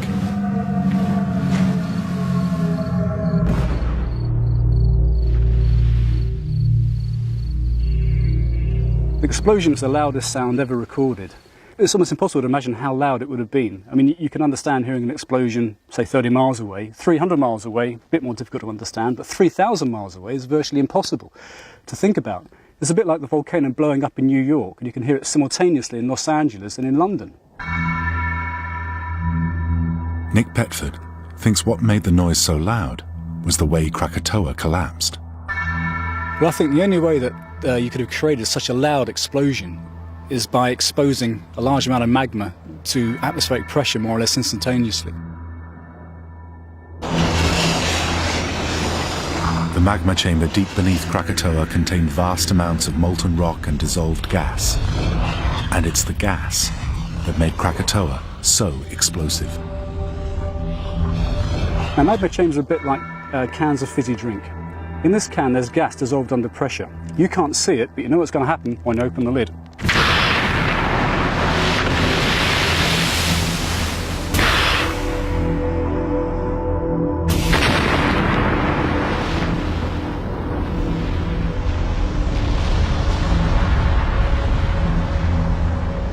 And the more quickly you release the pressure, the bigger the bang. I think the main reason why the explosion was so loud is that some kind of landslip right towards the end of the eruption allowed this to happen. The sort of thing which we showed on the beach. Okay.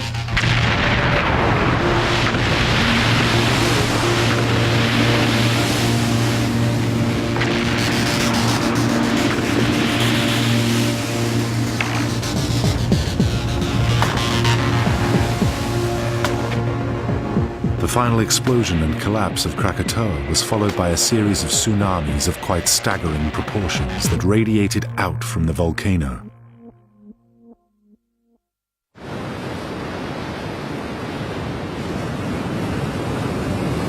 Tie me to the wheel. On that Monday morning, Captain Lindemann seems to be one of the few who realized what was going to happen. Lindemann decided that the only way that he was going to survive was to point his bow head-on into the waves, to drop an anchor to give him some stability, and to put his motors to half ahead so that he was counterpoised to these appalling waves.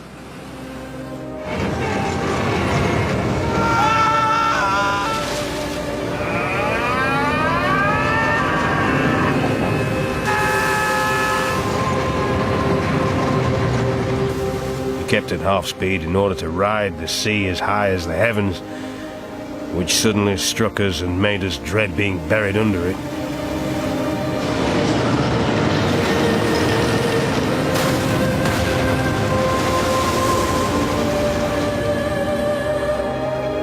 He survived. It was damn good seamanship on his part, and the log that he kept is the finest record from a mariner's point of view of what had happened.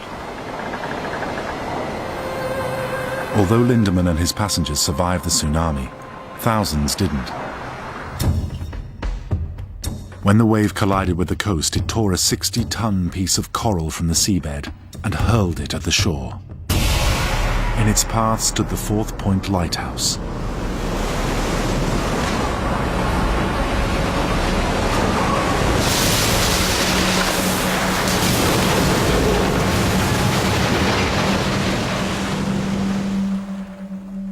After its destruction, all that was left was the brick foundation.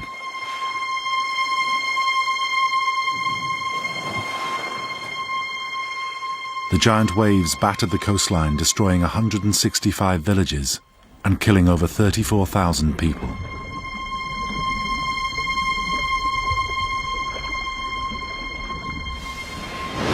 But what created the tsunamis? Captain Lindemann thought it was sea quakes, underwater earthquakes. And that's how most tsunamis, like the Boxing Day one in 2004, are generated.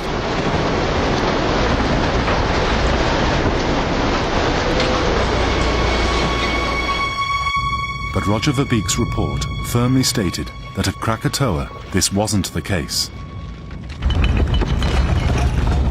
The air was made to vibrate so strangely by the tremendous detonations that one thought of earthquakes. But no earthquakes took place during this eruption.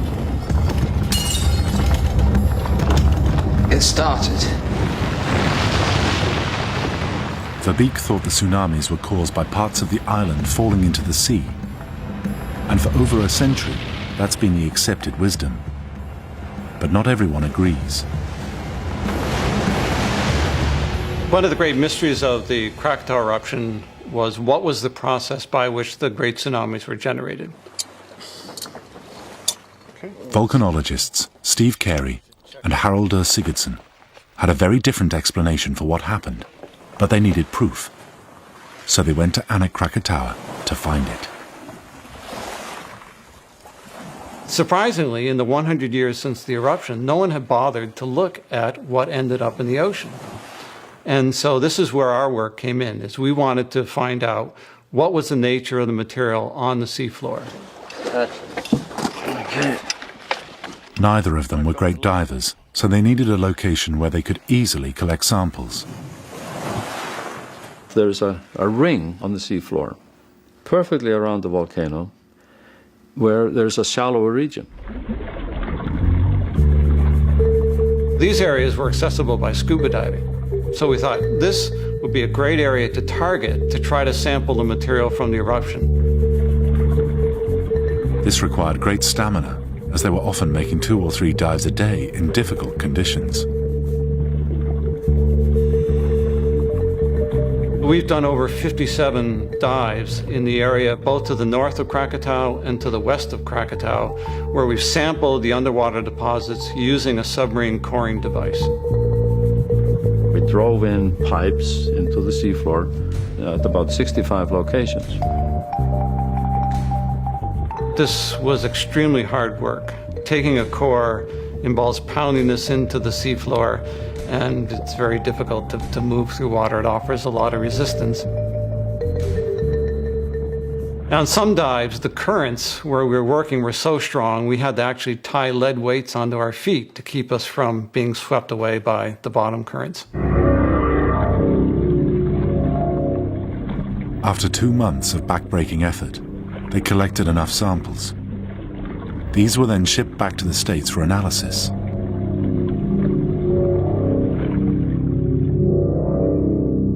In the lab, their hard work finally paid off. They proved all the old theories were wrong. Because what they'd found on the ocean bed wasn't rock debris from a collapsing volcano. It was something very different.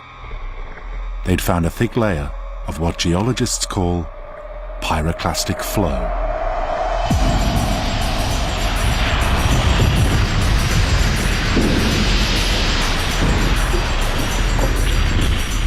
Pyroclastic flows are really like the nuclear arsenal of volcanoes. They are the most destructive and lethal effects that we know of from explosive volcanic eruption. They are hot particles and gas which flow down the slope of a volcano at hurricane speeds and with temperatures of 500 degrees centigrade.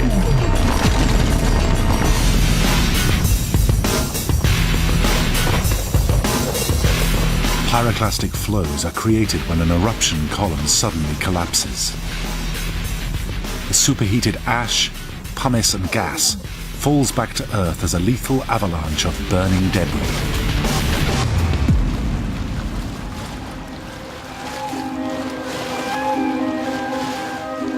Bill Maguire is a leading expert in natural hazards. In 1996 on Montserrat, he experienced the ferocity of pyroclastic flows.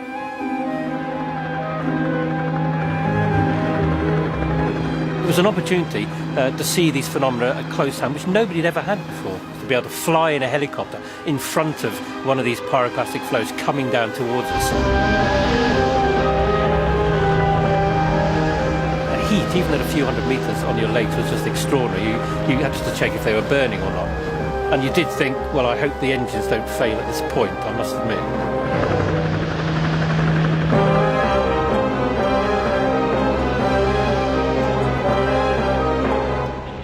You have this huge roiling cloud pouring down the side of the volcano. It's actually hugging the ground, but it's generating all this hot gas and ash. So it's very, very hot. You're talking hundreds of degrees Celsius. Sometimes they carry blocks the size of houses as well, just to add to their destructive power. And really, there is nothing you can do to mitigate their impact. There is nothing you can do to survive them.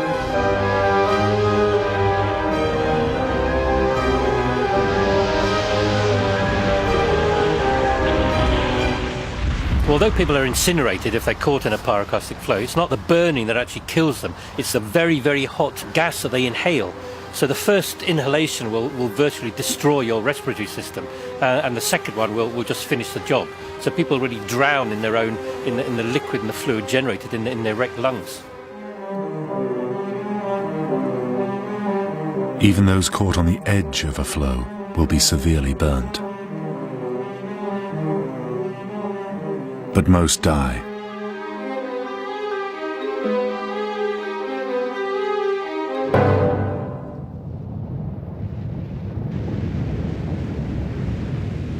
Krakatoa seems to have produced enormous amounts of pyroclastic flow.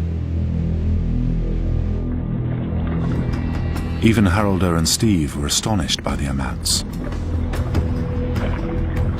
We were able to determine the amount of pyroclastic flow material deposited on the ocean is up to 80 meters thick to the west of the volcano and about 40 meters thick to the north of the volcano. They'd found enough material to cover central London in a layer 500 meters thick. Based on these findings and historical records, we can now reconstruct a likely sequence of events. A giant landslide on the morning of the 27th exposed vast quantities of magma. This caused a massive explosion and an enormous blast of sound.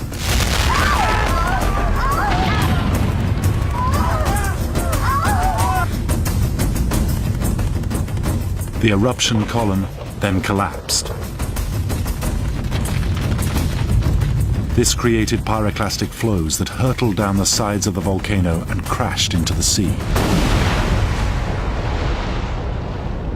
When these very large pyroclastic flows went into the ocean, they displaced the water, and that displacement of the water is what generated tsunamis. After more than a century, they had finally found the answer to what had caused the tsunamis.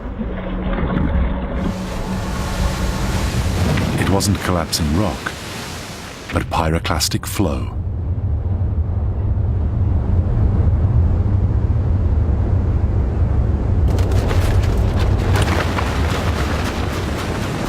And this breakthrough helped explain another mystery that had until then remained unsolved. One of the real fascinating aspects for us about the Krakatau eruption was observations that were made on the south coast of Sumatra here at Katimbang, where about 2,000 people were killed by burns. This is very unusual because Katimbang is over 40 kilometers over open ocean from Krakatau volcano. The most graphic account comes from Johanna Bejerink.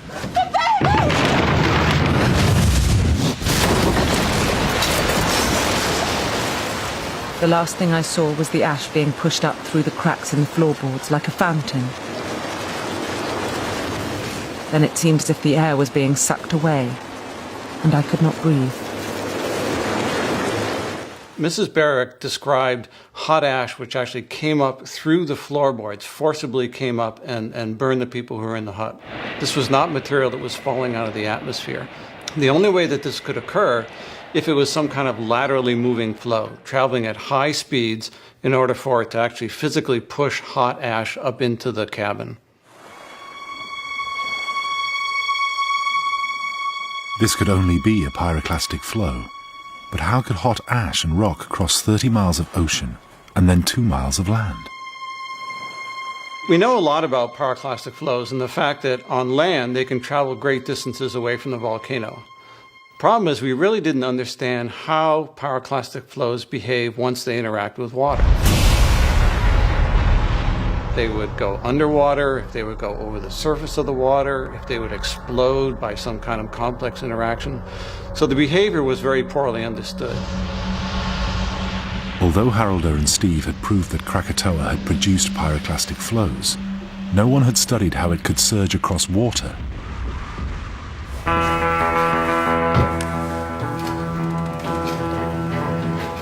At Kiel University in Germany, geologist Armin Frundt agreed to do an experiment. The Krakatau eruption was located in the sea, so the eyewitness accounts were mostly taken from a great distance and don't provide direct information about the eruption.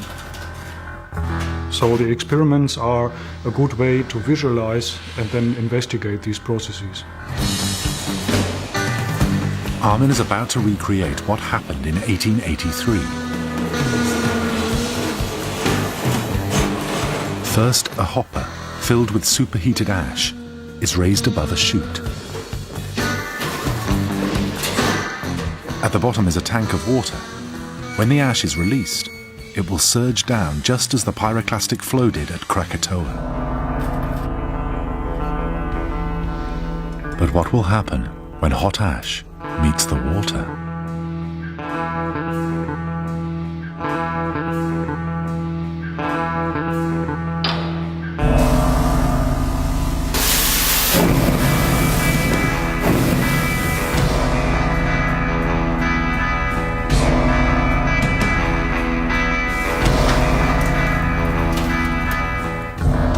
It's all over in seconds, but using high-speed cameras means we can see in detail what happened.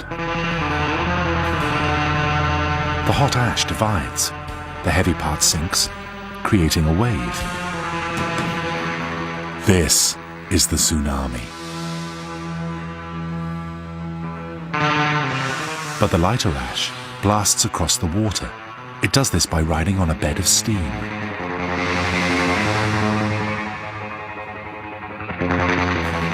Even more surprisingly, it seems to be self-propelling.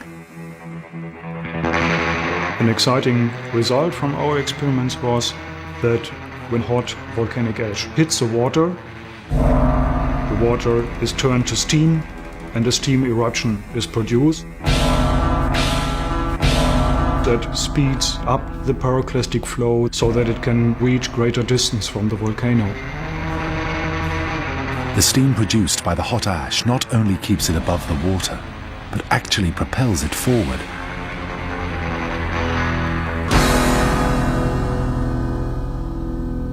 So it's reasonable to assume that such steam eruptions also occurred during the Krakatau event.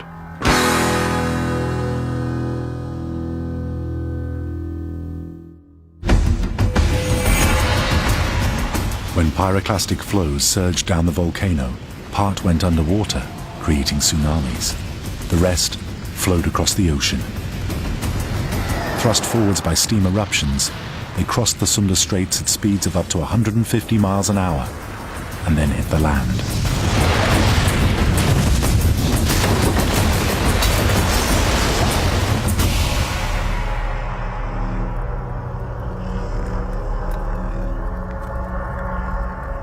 We know from eyewitnesses that within 15 minutes of leaving the volcano, it killed 2,000 people on the coast of Sumatra. Johanna Bejerink and her family survived because they found shelter. Those caught outside were not so fortunate.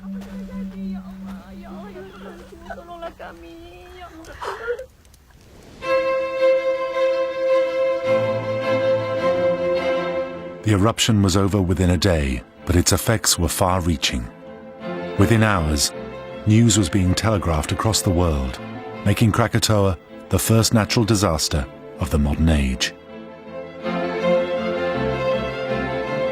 Tide charts recorded that the tsunami traveled as far as Europe.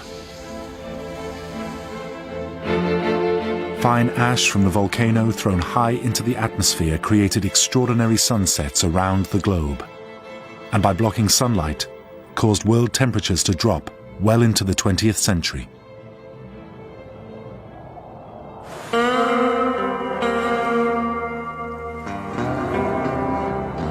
Krakatoa, the volcano which became a byword for disaster, has now returned.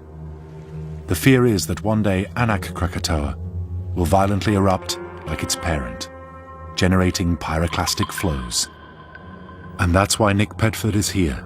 His measurements and rock samples will be used to predict which parts of the coast are most at risk from future eruptions. Rough walls. There's very little sign of weathering. I'm just going to prise a piece off. So the rock is it's pretty tough, but there's some loose bits here. So I'll take this bit here, which comes out. It's quite loose, and we'll take this back to the laboratory and we'll do some in situ strength tests.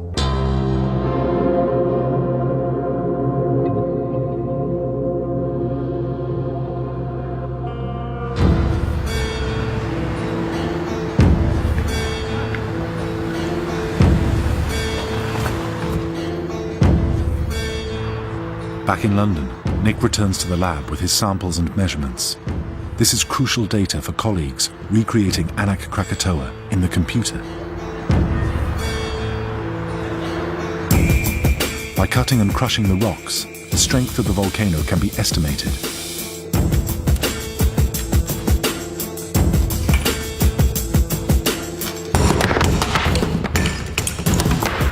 Surveys allow them to recreate the shape of the volcano, and they also input data from other volcanoes, such as the pressure caused by rising magma. Using all this information, Nick's team have managed to make a prediction about the likely outcome of a future eruption. If it did fail, it's more than likely to fail towards the southwest, which is 180 degrees different from the failure direction which took place at the final cataclysmic eruption in 1883. And luckily that takes most of these flows away from any large areas of population and away from the more densely populated coastline of Western Java. This is unexpected good news, though a major eruption would still put people's lives at risk.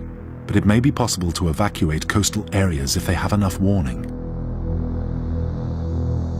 Anak Krakatau will erupt sometime in the future. So it's really important that we carry on monitoring the volcanoes quite closely as the volcano evolves and grows.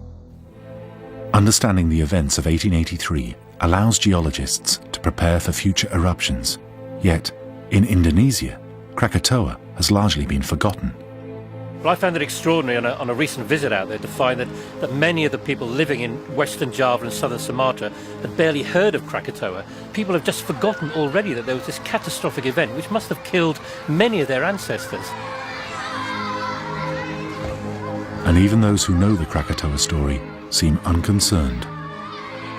I like it, but, well, I'm not really afraid right now because it's not dangerous like 100 years ago. I don't worry about the Krakatau because I work for the tourism.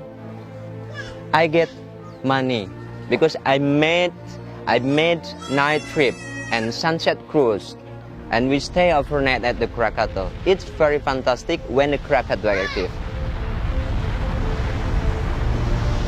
One of the casualties of the eruption was a Dutch warship, a small ironclad vessel called the Barrow, which was picked up by the wave and carried fully 2.5 miles inland and dumped in a river valley. That ship remained there, gradually rotting away, and it's all completely gone now, completely disappeared, except for one thing, the mooring buoy from which it was torn. It stands now in the middle of a traffic island in Telok Betong in Sumatra, passed by thousands of motorists and bicycles and pedestrians every day, almost unnoticed, and yet that's the only memorial to the 36,000 people that were killed.